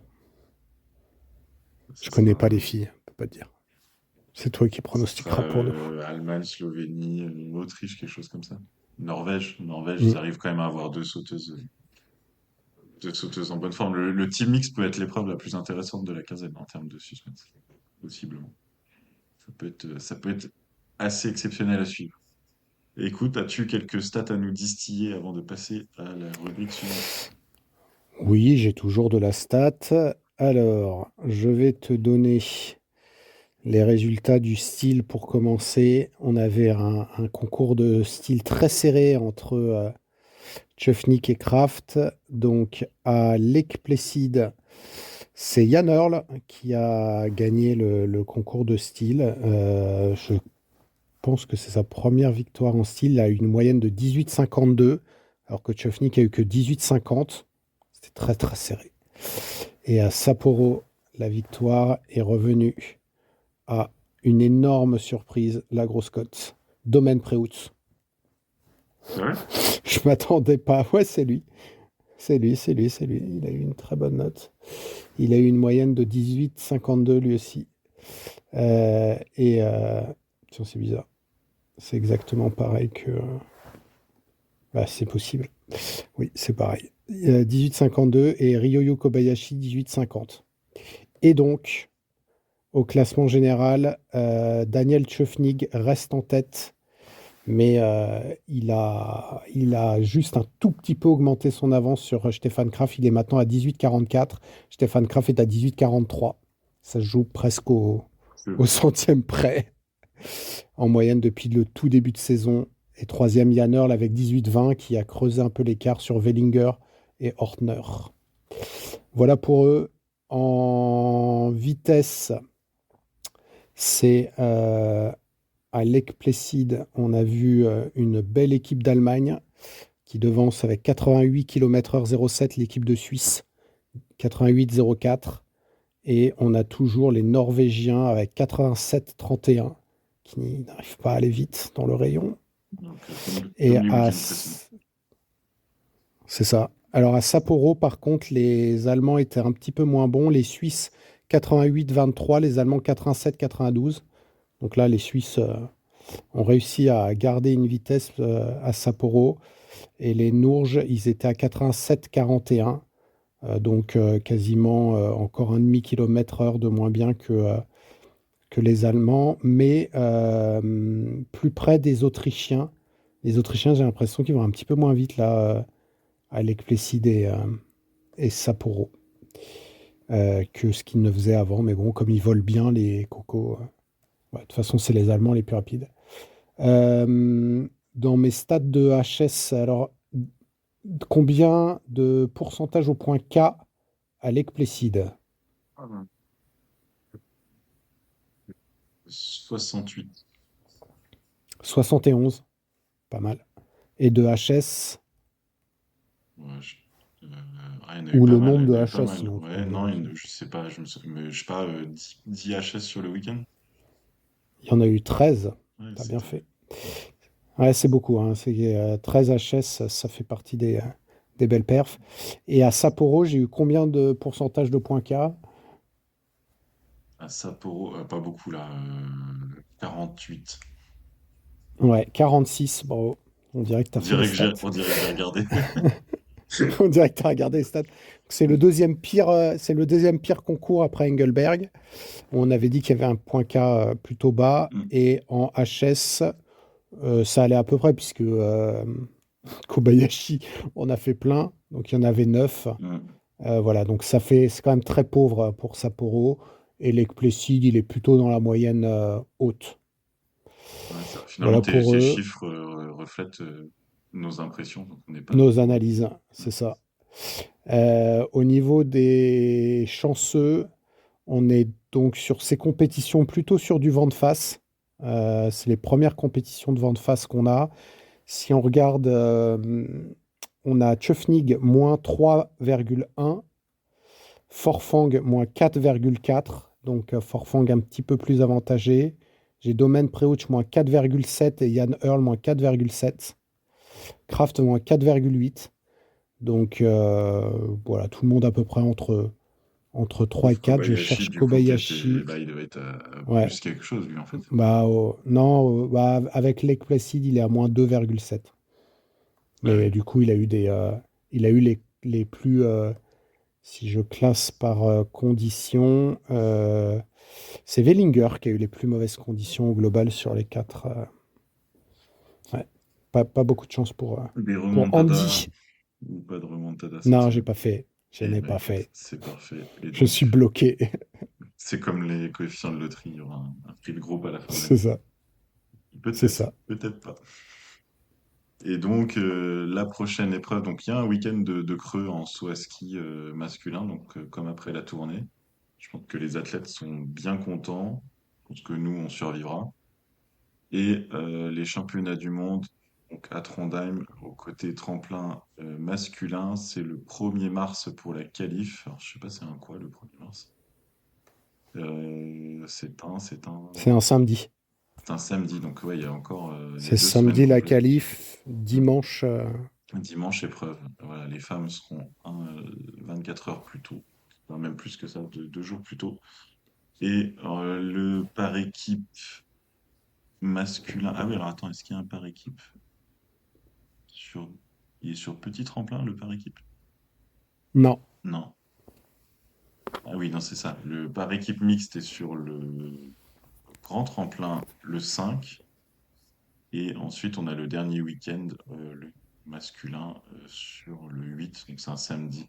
Il n'y aura pas beaucoup d'épreuves, c'est le hein. samedi parce que doit y avoir le 50 kilomètres le Ouais. dimanche. Bah, c'est 50 kilomètres hommes le samedi et 50 kilomètres femmes le dimanche cette année. Ah, d'accord. Et du C'est coup, dans ce sens-là. notre technical delegate chez les hommes sera Golar, le Slovène. Ah, alors, il a fait le vol à Oberstdorf. Ouais, ok. Voilà. Je sèche, voilà. Ok, et donc Tu bah voilà, sèches. on a hâte d'être à Trondheim, et puis bah donc nous, on va continuer par un débrief des 2 week-ends féminins de saut, et on retrouve Will pour revenir en Europe à Otepää. Et donc les femmes qui étaient effectivement en parallèle des hommes à Lake Placid et qui avaient leur propre week-end sur la classique qui fait tant parler de Ljubno en Slovénie, dont on aura l'occasion d'en parler. Sur cette période de 4 épreuves, une seule vainqueur, Nika Preutz. Donc là, voilà, elle a fait un travail exceptionnel sur ces 2 week-ends. Le vendredi de Lake Placid, elle gagne devant Kvandal avec 12 points d'avance et Lutit. Le samedi, à Lake Placid, elle gagne avec 11 points d'avance sur Reich et encore 7 de plus sur Freitag. À Ljubno, à domicile, elle gagne le samedi avec 18 points d'avance sur Freitag et 7 de plus sur Björset qui est tombé. On en reparlera. On a le dimanche une victoire de 10 points d'avance sur Freitag et Lisa Eder à la troisième position. Et donc ça fait maintenant au classement général Nika Preutz après 19 épreuves sur 26 qui a 320 points d'avance sur une Katharina Schmid qui n'est pas montée sur le podium depuis Villars, hein, depuis le 6 janvier. Donc voilà, le trou est fait, le trou est sans doute définitif. Et à la troisième position, une Selina Freitag qui enchaîne les podiums et qui profite aussi des absences épisodiques d'Erin Maria Kvandal, qui ne va pas sur les petits tremplins, hein, on le sait maintenant. En tout cas, pas ceux sur lesquels elle ne se sent pas en confiance et qui, quand elle est là, fait des grosses perfs, mais elle n'est pas toujours là. Cinquième place pour Jacqueline Seidfried-Berger. Dans notre petit conducteur, ben, la sauteuse de la période, y a-t-il vraiment un suspense? Avant ça, on peut même parler allez, des épreuves en tant que telles. Alors, j'ai pas mal râlé dans les épisodes précédents. Là, faut se dire que du côté de Lake Placid, pour moi, c'était les plus belles épreuves de la saison à suivre, avec bah, beaucoup de sauts au point K, des sauts proches du HS, voire au-delà du HS pour Nika Preus, qui en plus sait très bien se poser. Vraiment, c'était des belles épreuves à suivre, pas mal de plaisir ouais, à Lake Placid et ça faisait du bien. Bah, l'épreuve de Lugno, c'est particulier, un K85, HS 94, vraiment un mini tremplin, comme Inzenbar le week-end prochain, et bah, qui un mini tremplin qui a mis fin à la saison de Thea Minian Björset, qui jouait la victoire, hein. Pourtant, elle était en tête de la première manche le samedi, elle est tombée, s'est fait très mal au bras, au coude, elle s'est vraisemblablement déchiré les ligaments du genou. Donc voilà, la saison de Björset est terminée. Ça fait beaucoup parler, il y a eu beaucoup de réactions de sportifs de haut niveau, même actifs comme Granerud, qui dit arrêtez avec ces tremplins de 85 mètres en Coupe du Monde. Il y a un vrai débat, hein, parce que voilà, Ljubno, c'est une classique, Villars, c'est une classique, Inzenbar le week-end prochain, c'est une classique, il y a du monde, il y a du public, il y a une sorte d'écosystème autour de ces épreuves. C'est indéniable. Et en même temps, bah voilà, ce sont les plus petits tremplins de la saison. C'est des tremplins qui font des genoux, hein. Villars, c'était Vandal, voilà, c'est des tremplins qui font des genoux. Ça tombe beaucoup sur les Norvégiennes aussi. Il y en a une là, Sherty Gressly, qui s'est blessée aussi à Lake Placid sur le petit tremplin. voilà, la recherche, il y a des recherches qui ont été menées en Norvège qui montreraient que c'est plus dur pour les femmes sur les petits tremplins parce qu'elles arrivent de plus haut. Quand elles arrivent loin, quand elles sautent loin, elles arrivent de plus haut et elles encaissent plus de force en fait que les hommes en ayant moins de force dans les jambes. Donc en fait, c'est des tremplins qui seraient dangereux pour les femmes, contrairement aux grands tremplins. C'est peut-être un point un peu à approfondir. Je suis pas renseigné sur le sujet, mais voilà, ceux qui en parlent, surtout du côté de la Norvège, en parlent avec beaucoup de véhémence. Ils veulent carrément voilà, sortir les 90 mètres de la Coupe du Monde. D'ailleurs, les Norvégiennes n'ont pas concouru le dimanche après la perte de leur collègue. Il faut dire que voilà, elles enchaînent les genoux, ça tombe, ça tombe, ça tombe, ça tombe. Sherty Glesli quelques jours plus tôt, Silje Opseth à Sapporo. Ouais, dure saison pour les Norvégiennes. Donc voilà un peu pour ce préambule. Après, voilà, dans les sauteuses donc, de la période, évidemment, Nika Preutz, qu'est-ce qu'on peut dire, hein. C'était à Lake Placid, là, son premier saut le vendredi, 130 mètres, télémarque. Enfin, c'est un truc de fou, une accélération en l'air. Elle est toujours à la limite, hein, on le voit à chaque fois au ralenti. On se dit, mais mon Dieu, comment elle tient. On a l'impression que elle est sur un fil très très étroit, mais quand elle saute comme ça, elle est imbattable, tout simplement. Et donc, c'est pour moi la sauteuse de la période, la bonne surprise, en tout cas la satisfaction de la période, on peut l'attribuer à Selina Freitag, hein, 4-3-2-2. Elle est clairement en pleine bourre. Toujours un petit sujet télémarque. Elle a quand même tendance à aller loin aussi, hein. À Lugno, elle est allée au-delà du HS sur les deux compétitions. Donc, on peut déjà se réjouir que le jury le laisse faire. Et voilà, quand on regarde ses notes, c'est souvent autour de 16, hein, donc ça fait 48 de notes. Nika Preutz, même en allant au-delà du HS, elle a toujours plus de 50, hein, 52, 54. Ouais, c'est ça, au moins 50 et souvent plus, peut-être de l'ordre de 54. Donc, ça en fait des points envolés. Finalement, en termes de distance, elle est peut-être pas si éloignée que ça de Nika Preutz. Elle est un peu derrière, mais les écarts, du coup, en termes de points sont très importants. On a du coup, par contre, en déception de la période écoulée, alors je vais pas revenir sur Katharina Schmidt, mais voilà, elle ne joue plus le globe, là, je pense qu'on peut le dire. Moi, je voulais parler de Pinkelning, hein, qui fait 8-17, 8-10. Elle avait manqué Willingen. Voilà, il manque quelque chose, hein, cette saison pour Eva Pinkelning. Elle a quand même réussi à gagner une épreuve, hein, à domicile à Villars, donc c'est pas une saison ratée, loin de là. Mais là, sur cette période, elle avait manqué un peu de punch, on va dire. Et la meilleure française sur cette période, c'était clairement Joséphine Panier.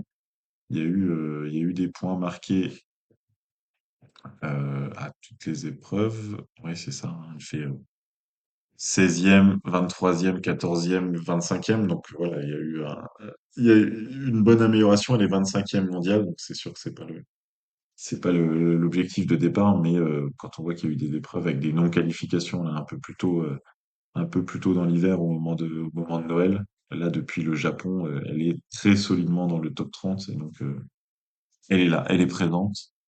Et la deuxième française, Emma Chervet, elle a marqué des beaux points, 24e et 25e à, à Lake Placid, mais 33 et 35e à Ljubno, elle a retrouvé ses places habituelles, là, c'est fou, hein, le nombre de places entre la 30e et la 35e place.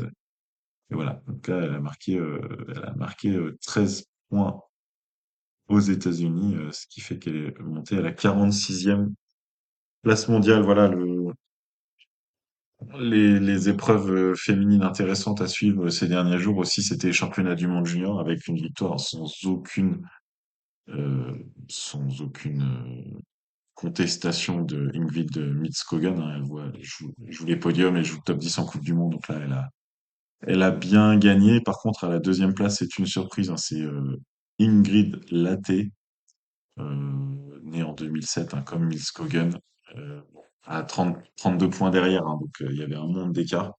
Mais elle prend quand même la deuxième place. Normalement, on aurait dû avoir un triplé norvégien, sauf qu'en deuxième manche, Sherty Gressly est tombée. Elle fait quand même septième au total, mais elle est tombée. Elle s'est fait le genou, j'en ai déjà parlé, donc fin de saison anticipée pour Gressly. Ingrid Laté, on en a entendu parler, et plutôt deux fois qu'une, euh, cette, euh, cette semaine des championnats du monde junior, vu qu'elle a gagné le titre en combiné. Donc c'est une sauteuse combinée très complète. Elle n'avait pas concouru de l'hiver, hein. Sa dernière performance était en ICOC à Trondheim au mois de septembre. Donc là, dire qu'on aurait pu la voir venir, ben non, clairement, on ne pouvait pas la voir venir.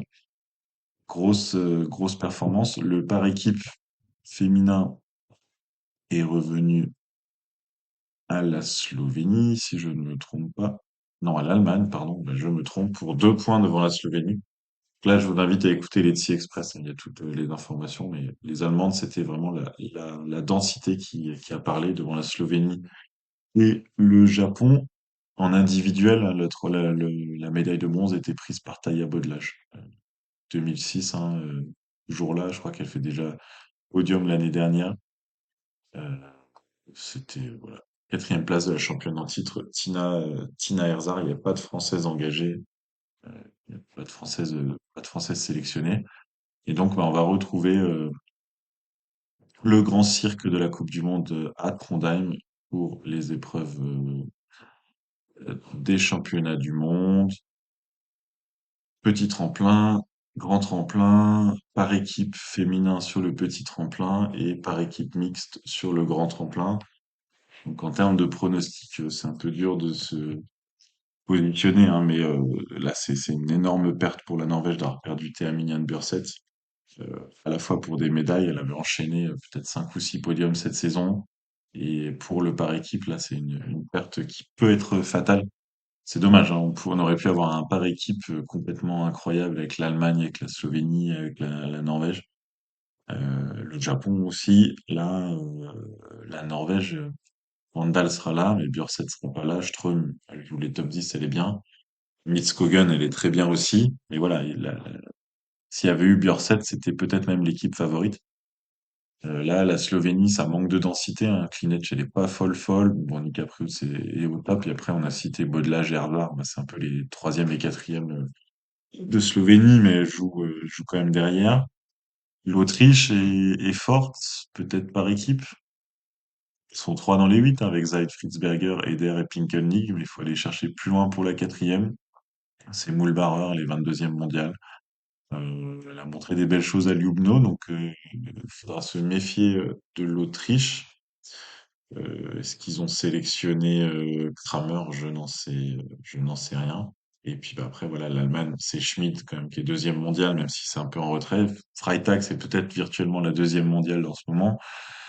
Derrière, Agnes Reich, qui enchaîne et qui a fait podium, un premier podium de sa carrière à Lake Placid, qui a enchaîné 4 top 5 sur les 6 dernières, 5 top 5 sur les 6 dernières épreuves. Donc ça fait déjà 3 Allemandes en forme. Et puis bah, derrière, pour la quatrième, Julia Seifert, qui enchaîne ses top 15, 20. C'est ce qu'il faut, hein, pour un par équipe. Donc vraiment, le par équipe féminin s'annonce assez passionnant. Dommage qu'il n'y ait pas Bjørseth pour la Norvège. Voilà, à suivre, à suivre. Le par équipe mixte, ça peut être magnifique à voir parce que Slovénie ils vont être deux bons dans hommes et femmes, Allemagne ils vont être deux bons hommes et femmes, Norvège ils vont être deux bons hommes et femmes, Autriche ils vont être deux bons hommes et femmes.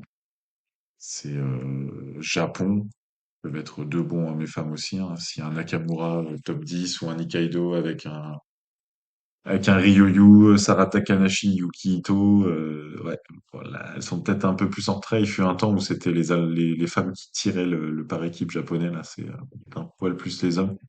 Il y aura l'équipe de France engagée. Ouais, très hâte de voir le par équipe mixte.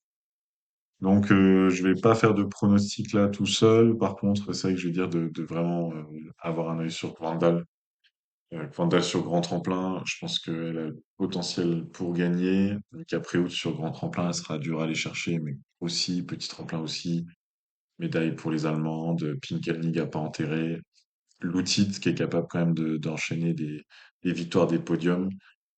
Ouais, vraiment grosse hype en espérant que le jury nous permette de bien kiffer, hein, parce que c'est un gros, un gros impact sur le taux de kiff. Là, voilà, en regardant les feuilles de résultats, on a eu des vraiment beaux sauts à Lake Placid, on a eu des longs sauts à Lugno. Espérons que ça continue sur cette lancée pour les championnats du monde, tout en gardant l'intégrité des sauteuses. Mais elles savent sauter, hein. Elles savent atterrir, elles le font tout le temps. Il y a Colin Mattel, qu'on a longuement parlé encore dans le Chablat Show, dans sa deuxième partie, avec une tentative d'explication sur le fait que, comme les épreuves féminines se gagnent souvent à élan serré, elles s'entraînent avec élan serré, donc elles se posent moins souvent au HS. Après, bon, ça saute loin quand même, souvent en compétition, quand même régulièrement, en tout cas pas souvent. Ça saute loin à l'entraînement quand même. Je pense que tout doit pas être vu de ce côté-là non plus. Voilà. En tout cas, on espère que les épreuves des championnats du monde seront aussi emballantes que celles de Lake Placid. Et ça voudrait dire qu'on s'est bien amusé et qu'on a regardé du beau sport. Voilà ce qu'on pouvait dire pour le saut des femmes avant de retrouver mon acolyte Will à Hautepé. Alors salut Will, du coup t'as vu hein, les femmes Lugno, petit tremplin, ça tombe à gogo, ça fait des genoux, mais par contre ça s'est bien passé à Hautepé pour le combiné. On s'est bien régalé ce week-end-là. Bah, OTP, c'est le bonbon du combiné nordique. Ça a l'air vraiment sympa. Moi, je rêve Si d'y aller, c'était hein. pas si Franchement, loin, ça serait dans notre liste. je craquerai un jour, je pense. Aïe, aïe, aïe, il va craquer pour le triple, là. Et justement, était-ce un triple? Mais nous avons eu donc trois épreuves. Comme donc 6 jours après la fin du triple officiel de Zeffel, de nouveau trois épreuves, donc le combiné nordique en mode intensif, avec une victoire chez les hommes le samedi sur la Mastart de Jarl Magnus Rieber, qui s'était offert le luxe d'être deuxième dans le même temps quasiment que Geiger de la course de fond. Un saut magnifique, 102,50 m, enfin du Rieber, du très très très grand Rieber le vendredi. Le samedi, nous avons une victoire de Vincent GG, Vincent Geiger, l'Oberstdorfer, qui a mené, on en reparlera, mais qui a mené toute la course avec Jarl Magnus Rieber et qui a quand même réussi à gagner. Le troisième, c'est Jean-Luc Jens Loras Oftebro. Et à la quatrième place, on avait un Julian Schmidt devant Lamparter, cinquième. Le premier français était Matteo Beau, 16e. Le vendredi, le premier français était Laurent Mullet-Thaler, 12e. Et le dimanche, sur le format compact, rebelote avec Geiger qui gagne. Cette fois-ci, il a réussi à lâcher Rieber, qui prend la deuxième place. Mm. Et Julian Schmid qui monte sur le podium devant un Wendelin Tannheimer, sorti du Diable Vauvert, pour C'est doubler clair. Johannes Landparter à la photo finish. Le premier français était un peu plus loin sur ce format. Matteo Beau, 27e, on avait un Lolo Mulet à l'heure grippé. Et donc là, nous sommes à 15 épreuves sur 19 et Jarl Magnus Rieber n'a que 81 points d'avance sur Vincent Geiger. Match nul sur le week-end de l'OTP. Le même 280 points les deux. Ouais, c'est très serré et en même temps avec le format où il n'y a que 10 points d'écart entre le premier et le deuxième et le troisième, 81 points, c'est un beau matelas aussi. On a parlé dans le Mm. dernier épisode de Rieber, ira-t-il à l'Arty ou pas? Ça sert à rien d'en reparler parce qu'on n'a pas plus d'infos. Mais en tout cas, peut-être même le Bah, 81 points d'avance au lieu de 80, ça va peut-être être déterminant. Tu vois, ça pourrait peut-être se jouer à un point. On a une en tout belle cas, il bagarre ira à cette année. Oslo. Oui. Et Ouais. Il troisième ira à place. Oslo et vas-y. Non, pardon, ouais. Troisième place, Julian Schmid. Quatrième, Lamparter. Cinquième, Oftebro. Le premier français du classement général, c'est Laurent Mullet-Thaler à la 22e place, juste devant Matteo Beau, 25e. Excuse-moi, voilà. Du coup, oui, tu disais River, il ira à Oslo, oui. Bah, il ira à Oslo, c'est sûr. On a débattu sur ce qu'il ira à l'Arty. Normalement, oui. Mais tu es pas d'accord qu'il faut pas. Tu dis il faut pas finir sa carrière à l'Arty. Donc on verra. Mais est-ce qu'il ira pas quand même chercher le dernier globe de sa carrière à voir. Du coup, quel a été ton combiné de cette période? Bah, j'ai choisi Vincent Geiger parce que vraiment, il a bien sauté. Il a fait vraiment des très beaux concours de saut là, ce week-end-là. Et Mm. il a gagné 2 fois tout en assurant en plus dans la course, en étant capable de lâcher Rieber le dimanche, alors que la piste, elle est quand même très roulante, hein, c'est dur de lâcher quelqu'un. Il a fait 10 kilomètres devant le samedi sans jamais s'agacer. Il mène pendant 10 kilomètres avec un Rieber derrière, mais t'imagines comment ça doit te rendre fou, quoi. Et tu te dis, en plus, il va me taper au sprint, et il a quand même réussi à gagner, donc du grand Vincent Geiger. Euh, ah oui, c'est ça, il a gagné le saut quand même hein, le samedi. Je sais pas si c'est arrivé Ouais, ce souvent qui dans sa est... carrière, quoi. Je pense pas, non. Il est quatrième du saut sur la Mastart et le dimanche, il était deuxième du saut. Donc franchement, un week-end exceptionnel au tremplin pour Geiger. Et comme il est toujours bon sur les Alors par cycles. contre, le samedi, vu leur temps de fond, là, ils font 31e et 20, je sais plus combien, là, Bah oui, il se relève. 28e. Du coup, là, c'était... Ils Oui, nous oui, ils ont se fait relèvent, mais bon, dans la dernière ils étaient boucle. plutôt en sénateur, quoi. Bah oui, il forçait pas non plus parce qu'il gérait derrière, il y avait quand même des écarts. Tu vois, Mm. Eftebro, il était parti à 1 minute, donc ils ont géré. Et puis surtout, dans le dernier kilomètre, ils nous ont fait de la piste, quoi. Ils sont vraiment Ouais, quasiment c'est ça. arrêtés, quoi. C'était spectaculaire. Donc ouais, c'était chouette à suivre. Ouais. Et toi, du coup, si j'ai choisi Geiger, tu as choisi. Eh ben, moi, j'ai choisi Rieber. Non, j'ai choisi Rieber parce que depuis qu'il a annoncé sa retraite, on l'avait déjà dit à Zeffel, il nous avait impressionné. Là, il est encore vraiment impressionnant. Il reste. Alors, il fait plus de deuxième place qu'avant, puisqu'il en est à. Il en a fait un, 2, 3, 4, 5, 6, dont 4 dans les 5 C'est vrai. dernières épreuves, alors que Geiger a gagné 3 fois. Donc, c'est sûr que Geiger, il a le vent en poupe, mais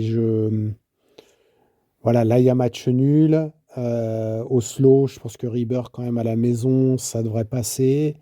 Ouais, là, il y a quand même avantage Rieber et je trouve que, franchement, pour un mec qui donc prend sa retraite pour des questions notamment médicales, ça se voit pas du tout et ça veut dire qu'il va vraiment chercher loin. Et autant on l'a beaucoup moqué quand il jouait, il faisait un peu la pluie et le beau temps en le trouvant un peu arrogant, autant là, il montre un panache assez phénoménal, quoi. Moi, je fais le déni. L'année dernière, c'était un peu la mode en rigoler en disant le déni de Peter Preutz. Mais je crois que ça m'affecte encore plus le fait que Rieber arrête. Je m'imagine que il y avait du vol à ski normalement au calendrier l'année prochaine. Il y sera pas. Enfin, il sera pas champion olympique. Et puis il est tellement beau là sur les skis. Et puis il vole tellement bien. Et là, c'était spectaculaire encore à Otepé le saut. Pendant 70 mètres, il fait le même saut que les autres entre guillemets. Quand les autres ils commencent Mm. à tomber, lui il continue à voler quoi. Enfin, c'était non, reste. Jarl Magnus. J'ai lu que Lasse Ottesen, là, le responsable de la Coupe du Monde, euh, voulait le convaincre de continuer sa carrière. Je, bonne chance, Lasse. Mais ouais, magnifique, magnifique choix. Et donc, derrière ces deux sauts combinés, on va dire, assez évidents, qui t'a satisfait, on va dire, sur le week-end? Bah, sur les satisfactions, moi, il y a Lamparter que je trouve quand même. Alors, ses résultats le montrent pas, mais deuxième, cinquième, mais je trouve que dans son niveau, Lamparter est assez impressionnant. C'est un très bon sauteur. Il a fait troisième le premier jour. Il fait alors 13e le deuxième dans le Gundersen. Mais ouais, je trouve Lamparter, en tout cas, pour moi, c'est un des futurs de l'avenir. Et enfin, en tout cas, c'est un combiné pour l'avenir et je l'ai noté. Et après, j'avais mis Johannes Rudzeck, qui avait, on se le rappelle, remporté à Ruka une belle épreuve. Après, il était un peu retombé en désuétude. Et puis là, il fait notamment sixième, septième. Donc j'étais content parce que quand on l'a vu cet été, il était. Enfin voilà, on savait qu'il allait faire une bonne saison. Donc il est pour l'instant huitième de la Coupe du Monde. Il va peut-être terminer à cette place-là. Donc c'est bien, quoi. Et toi, C'est bien. T'avais qui? Ou tu veux réagir sur eux? Non, bah non, non, des choix tout à fait logiques. Et bah, je voulais rester en Allemagne avec bah, justement Wendelin Tannheimer, là, qui fait un bon week-end, Mm. avec notamment la quatrième place, mais pas que, hein. En 17-12, mais sur le compact, une énorme performance et il est sélectionné dans l'équipe pour Trondheim, hein, donc avec à chaque fois des beaux Ouais, sauts. il est 15e de la Coupe du Monde, hein, donc je Ouais, pense mais que tu vois, c'est. un David Mark était. Si on avait dit en début de saison, on aurait mis David Ah Mark, non, par en début exemple. de saison, ouais. Et donc là, Ouais. il fait son trou, d'ailleurs, un peu à la façon d'un Obermeier. On avait presque rigolé après Zeffel en disant est-ce qu'il ira au championnat du monde? Et on le connaît, enfin, on le Mm. citait jamais. Et bah oui, il est sélectionné dans l'équipe d'Autriche. Il fait du top 10 encore. Voilà, il y a quand même des noms, des nouveaux noms. Tannheimer, il est pas jeune, hein, il est de 99, mais des nouveaux noms Mm. devant. Bah devant, pas tout devant non plus, mais si on gratte un peu dans la liste de résultats, on voit des petites choses. Et pour le principe, parce que je cherchais un peu, j'ai mis Terence Weber en satisfaction, Mm. parce qu'il fait 7 et 8 ce week-end. Il avait fait qu'un seul top 10 précédemment, donc mais vraiment là, c'est parce que je savais pas quoi dire, hein, Non, vraiment. non, mais moi je l'avais aussi flagué, le Terence. Terence Weber, sa meilleure performance en Coupe du Monde, c'est 8e mondial, une année où il a gagné. Mm. Ah oui, Voilà, clairement. donc l'année dernière, il fait 14e. Donc bon, il est stable, il a 28 ans, hein, c'est pas dans l'avenir, mais là, en effet, on peut noter de top 10 pour le Terence, quoi. Et donc, par Alors contre, c'est marrant, les Allemands, quand même, juste pour le petit coup des Allemands, puisque tu en parlais. Donc il y a Geiger deuxième, Schmidt troisième, Rudzeck huitième. Et mm, après, on a Face 13, Tannheimer 15, Mach 16, Weber 17. 15, 16, 17. Ce qui veut dire que Tannheimer, potentiellement, il a dû doubler Mach et Weber. Enfin, en tout cas, c'est sûr oui, qu'il a c'est ça, doublé ouais. Mach. Et du coup, c'est peut-être ça qui lui a. Parce qu'ils emmènent qui, tu m'as dit? Bah, les trois premiers cités, je crois que c'est Face, Weber et Tannheimer. Je crois que c'est Mar, en gros, qui est un peu le dindon Ouais, de la d'accord. farce. Ouais, il en fallait un. Et Et du coup, Coman l'a les fait très bien, ouais. Autrichiens, c'est Lamparter, les frères Rettenegger, Fritz Röhrl et Obermeier, alors, plutôt que Greiderer. C'est ça, ouais. Greiderer Mm. qui a le seum. Les Norvégiens prennent Grabach, il avait fait l'impasse à Hautepé. Ouais, Euh, c'est normal. Ils prennent Rieber, ils prennent sûrement les frères Ostebro, oui, Björnstadt, ouais, faudrait regarder, mais et un des frères Skoglund, non? oui, et je crois qu'ils en prennent vraiment beaucoup, du genre, enfin, Ah, parce que comme il y a plusieurs formats, par ils exemple, je font crois des qu'ils vont mettre sélections. le frère Ouais. Skoglund, enfin du coup, celui qui s'est à peu près sauté, là, Andreas, ils vont quand même, je crois Mm. qu'ils vont le mettre sur le compact parce que c'est une machine. Alexander, non, il est Ouais. quand même beaucoup trop loin en saut. Je crois qu'ils prennent un. Il faudrait voir si c'est, je sais plus, si c'est Tiller ou ils sont tellement nombreux là. Je les ai vus. En plus, on en a rigolé. Je les ai vus en COC à, à Chonard, mais en fait, quand on a 8 devant, du Mm. coup, c'est flou en fait. Bah, Et celui qui va vite, c'est Andreas Skoglund. oui, non, mais en saut, je sais plus s'ils prennent Tiller ou Ah, en Fletcher. saut, lequel des deux? Je sais pas. Donc voilà. Mais Et Tiller, il est pas mauvais en saut, je crois.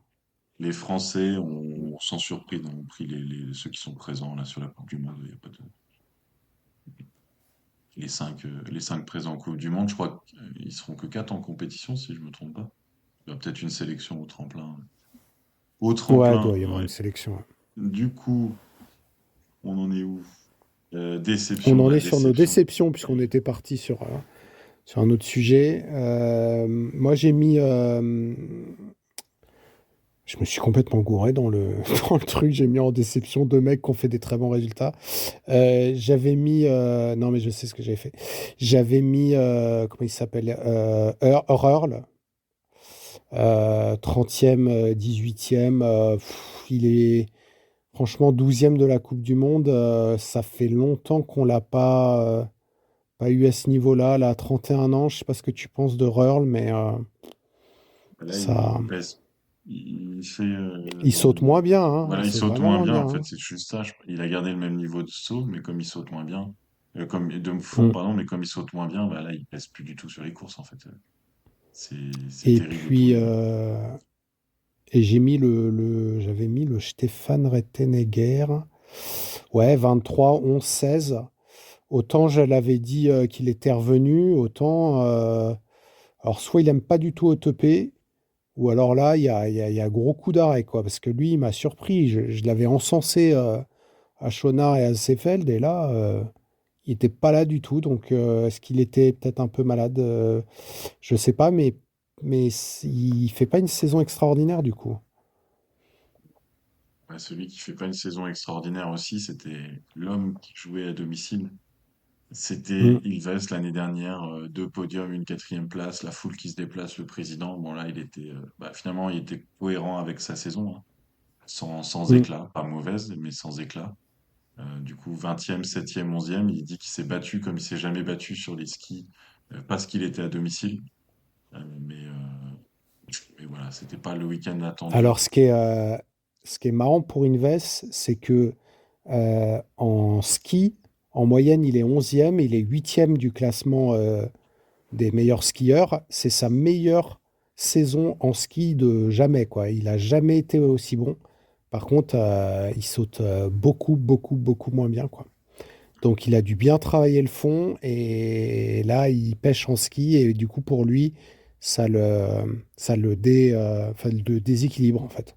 Ouais, plus le C'est fait que dommage, hein, parce que si Ross saute bien, avec les progrès qu'il a fait en fond, là, par contre, ça peut taper, hein.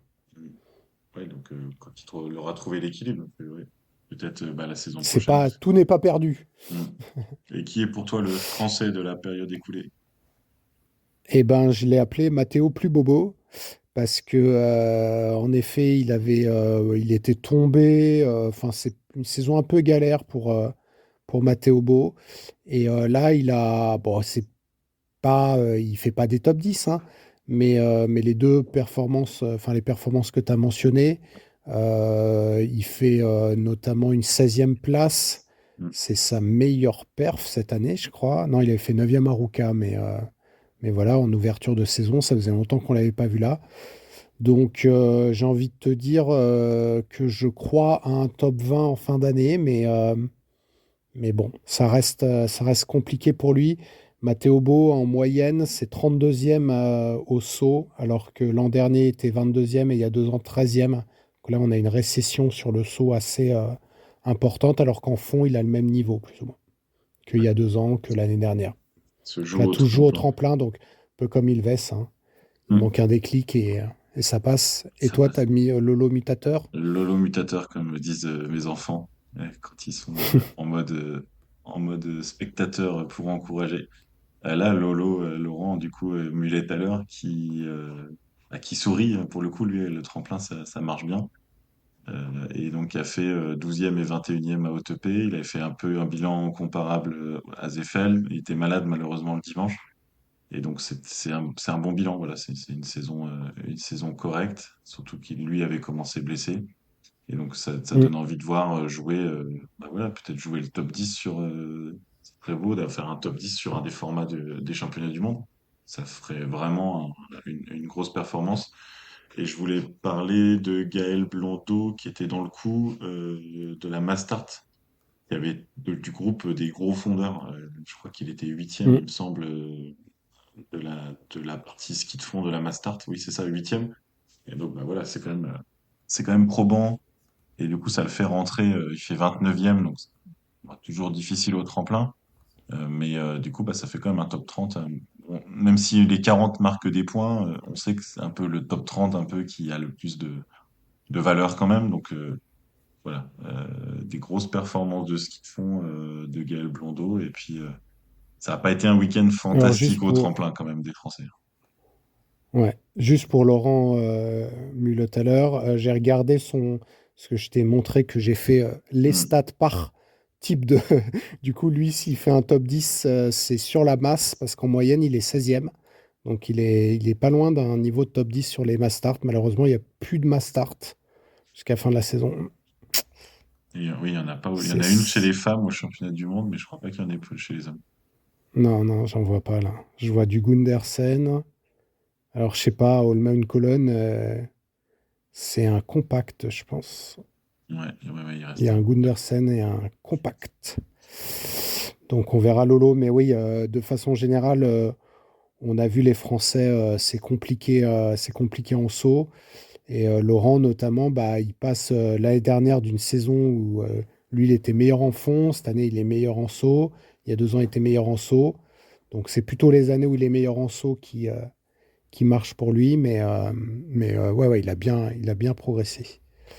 Moment subjectif pour toi, du coup, c'est Bah, j'en ai déjà un peu le parlé, ouais. contre-la-montre. Oui, le contre-la-montre avec un poids dans le dos de Geiger, mais voilà, j'en ai déjà parlé, mais c'était quand même très spectaculaire et je me suis dit, ah, River, c'est bien, il nous a fait du River bien filou. Il avait raison, je pense que Geiger était meilleur et donc il avait qu'une seule chose à faire avec River, c'était de suivre derrière. Et c'est vraiment le fait que Geiger n'ait pas montré un seul signe d'agacement qui m'a. Je me suis dit, Mm. ce mec est un maître zen, quoi. Parce que il suffit d'être un peu nerveux, je pense que tu peux te vriller au bout de 2 tours, d'avoir un mec, tu vas le sentir à chaque pas, quoi. Il- et d'avoir joué ce petit arrêt un peu et tout, d'avoir quand même gagné au sprint, bah, tu vois, je vais en parler aussi dans le débrief féminin. Armbruster a battu Ida Marie Hagen. Et ben voilà, t'as la victoire, mais c'est surtout la victoire devant qui, quoi.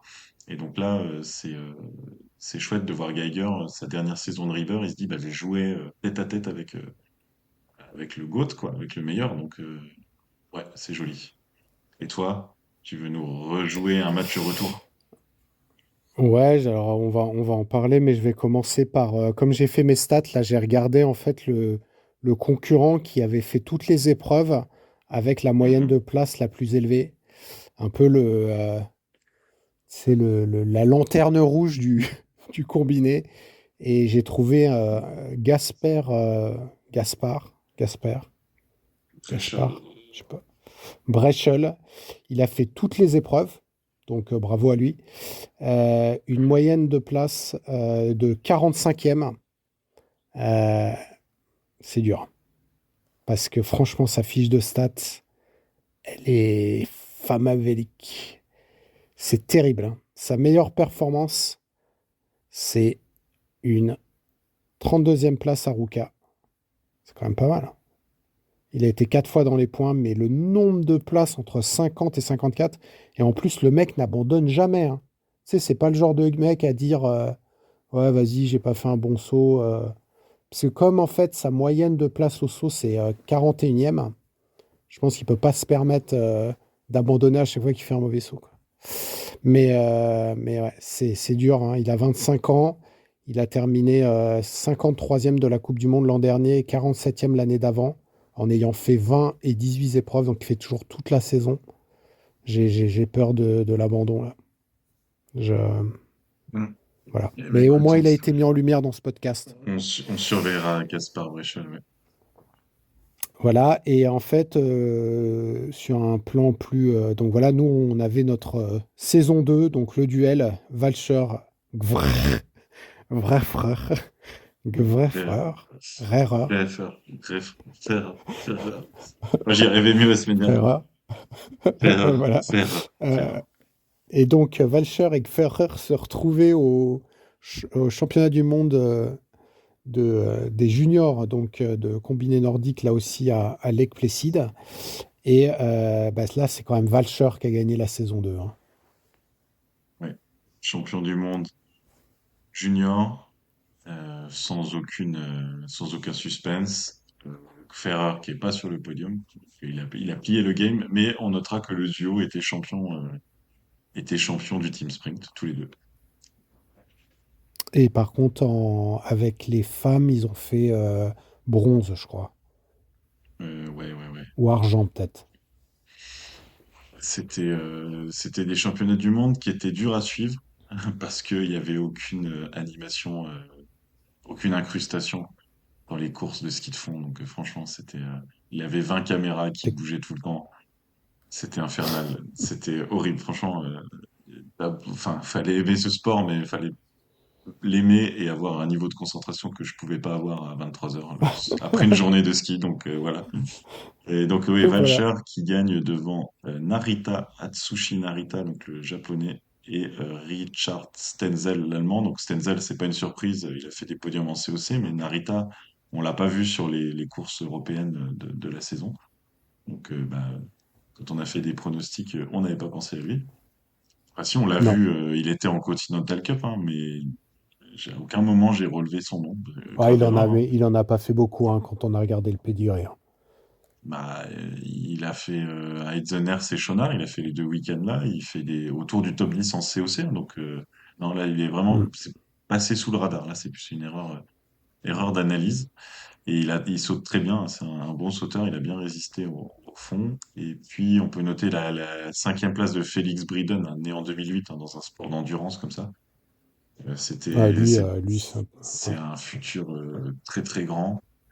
Et puis côté français, Lubin prend la 17e place et Lilian la 21e. Lilian, c'était ses derniers championnats du monde junior. Lubin, il lui restera une année. C'était un peu dur au tremplin. La clé n'a pas été trouvée au tremplin, on va dire. La belle performance, c'est la 5e place par équipe mixte. Où là, il y a eu une belle bataille sous la tempête de neige. Ils avaient des skis de ouf. Là, Morgan, Mm.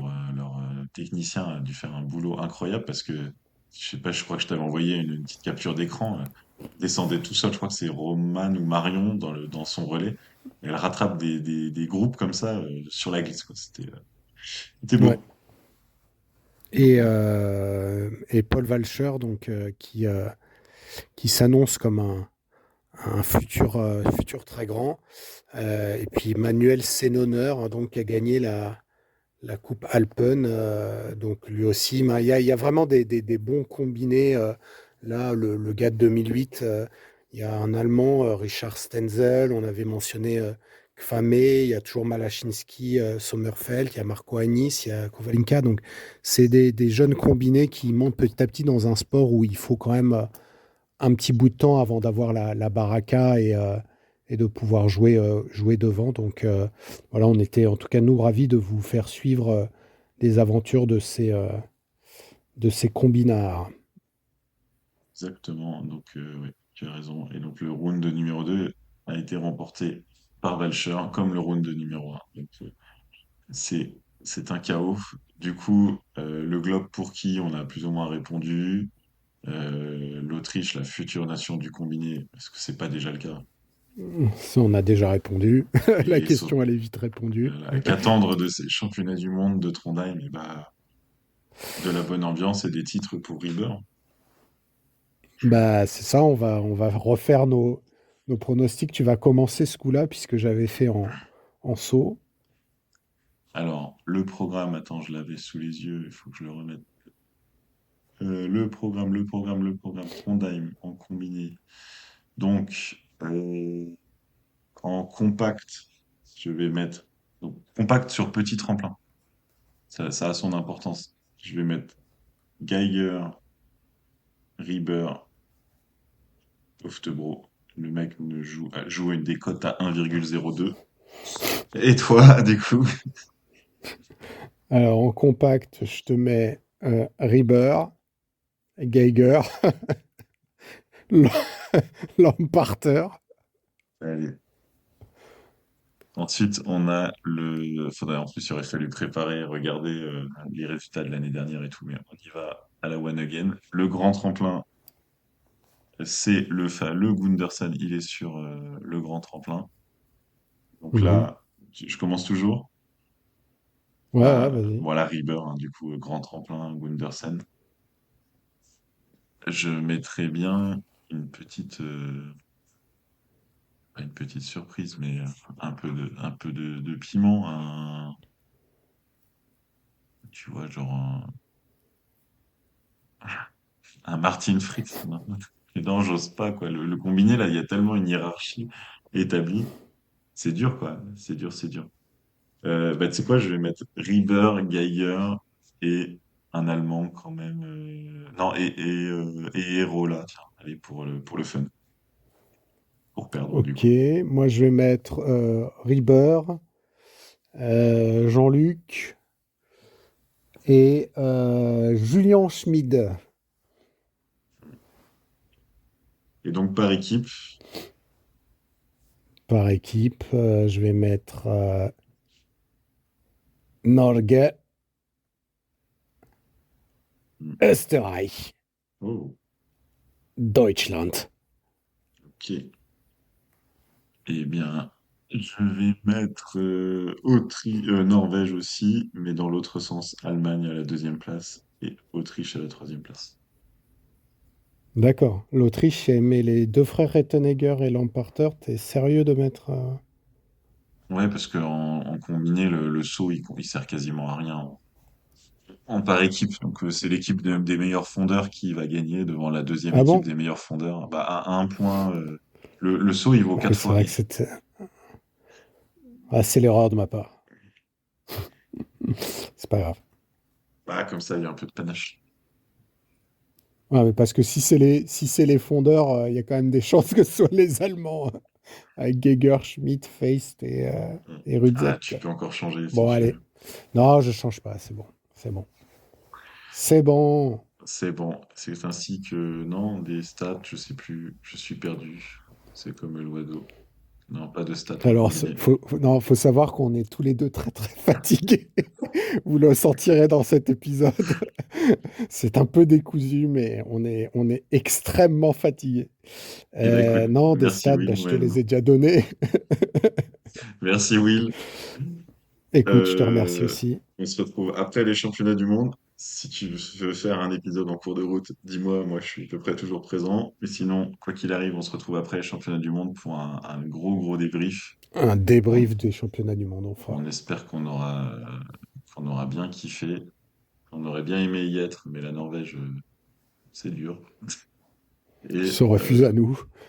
ça sera un plaisir d'y aller l'année prochaine pour les championnats du monde junior. Parce que du coup, c'est C'est Trondheim ça. qui accueillera les championnats du monde junior.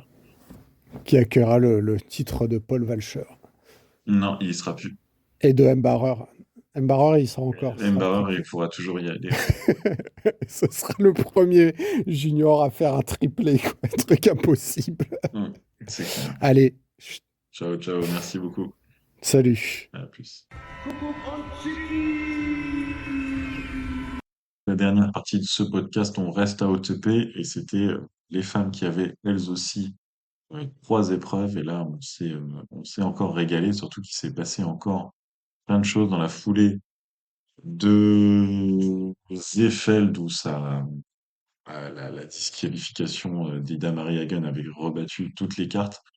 Eh bien, nous avons Ida Marie Hagen qui était bien présente, mais qui n'a pas gagné la Mastart parce que tout simplement, elle a chuté. Elle a chuté euh, le vendredi. Alors heureusement, sans gravité, elle était présente le reste du week-end.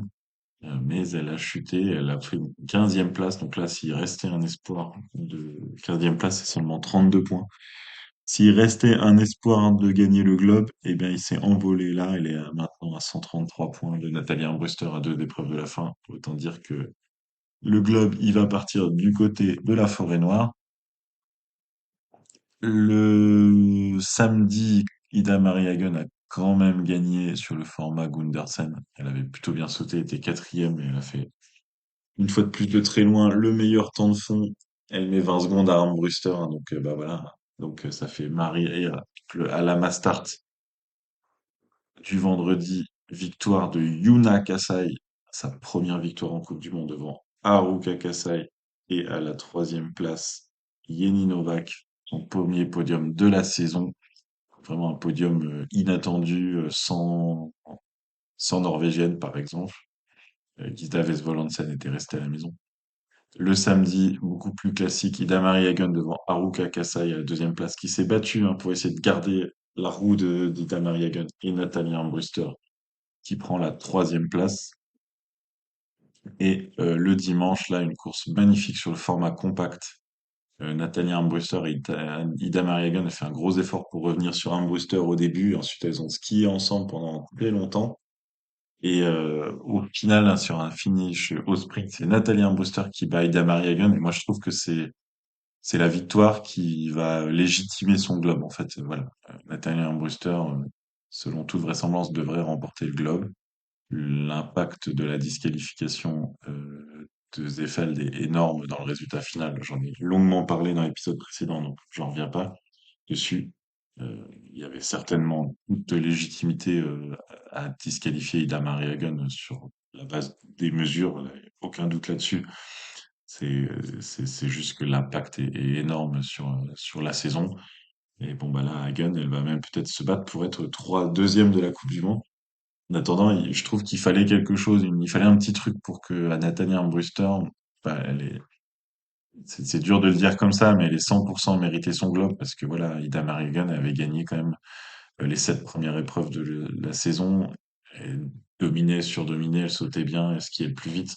Voilà, jusqu'à Zeffel, le vendredi de Zeffel, c'était la meilleure combinée de la saison. Il n'y avait pas le début d'une once, d'un doute. Donc, il fallait quelque chose et je trouve que Armbruster, là, elle gagne les deux épreuves sans Ida Marie Hagen à Zeffel. Et là, elle gagne contre Ida Marie Hagen dans une épreuve où elles se sont données sur les skis de fond à fond, hein. Il y a eu Hagen, elle a essayé de lâcher Armbruster.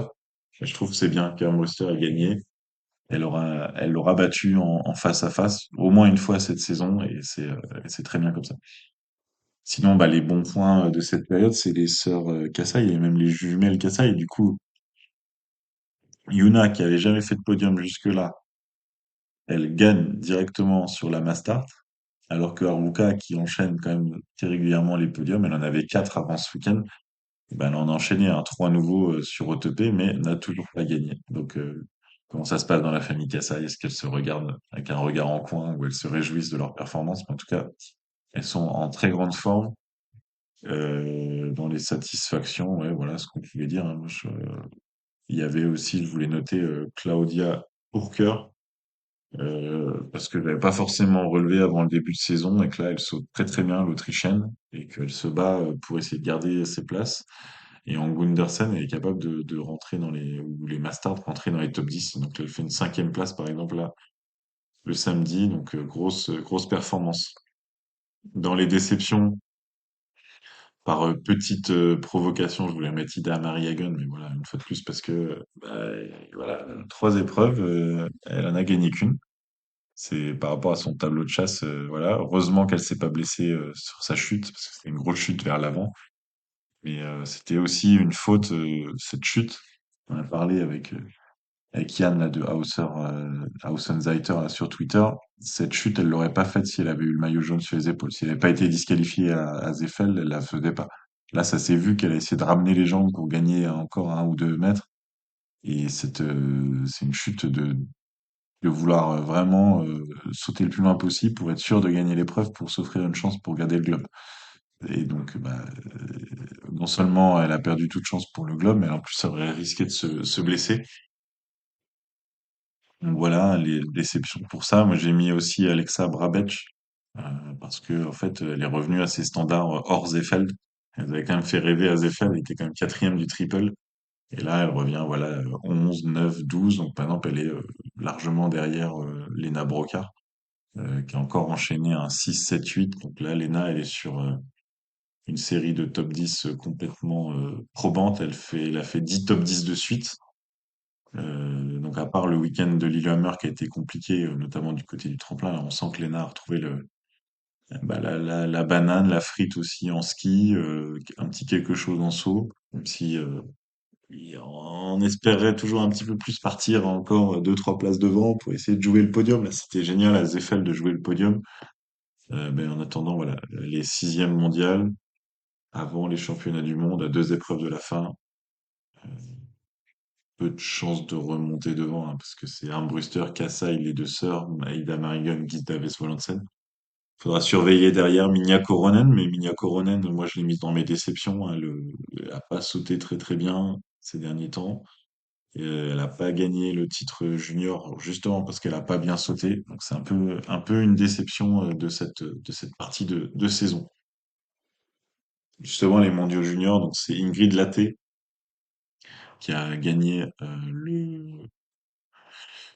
l'épreuve de combiné nordique avec une belle avance. En plus, elle avait fait l'écart sur le saut. Il y a pas eu photo. Et des grosses fondeuses n'ont juste pas pu revenir, en fait.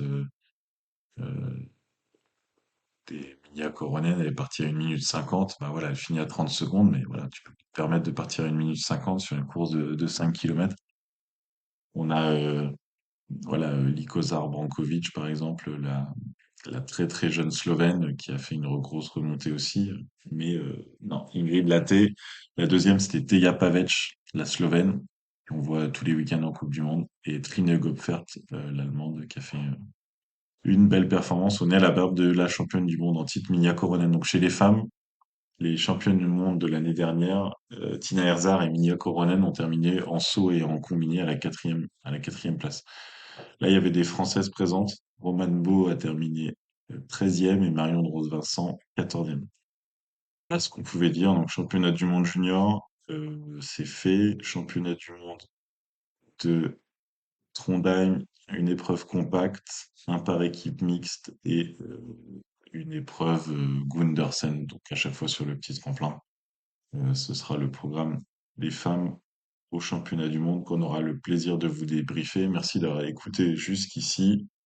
On vous souhaite un dernier week-end d'Inzonba en saut spécial chez les femmes avant le championnat du monde. Et puis bah, derrière, un bon championnat du monde au pays du Nordique et Yann Norgay à Trondheim. Et merci beaucoup. Ciao, ciao.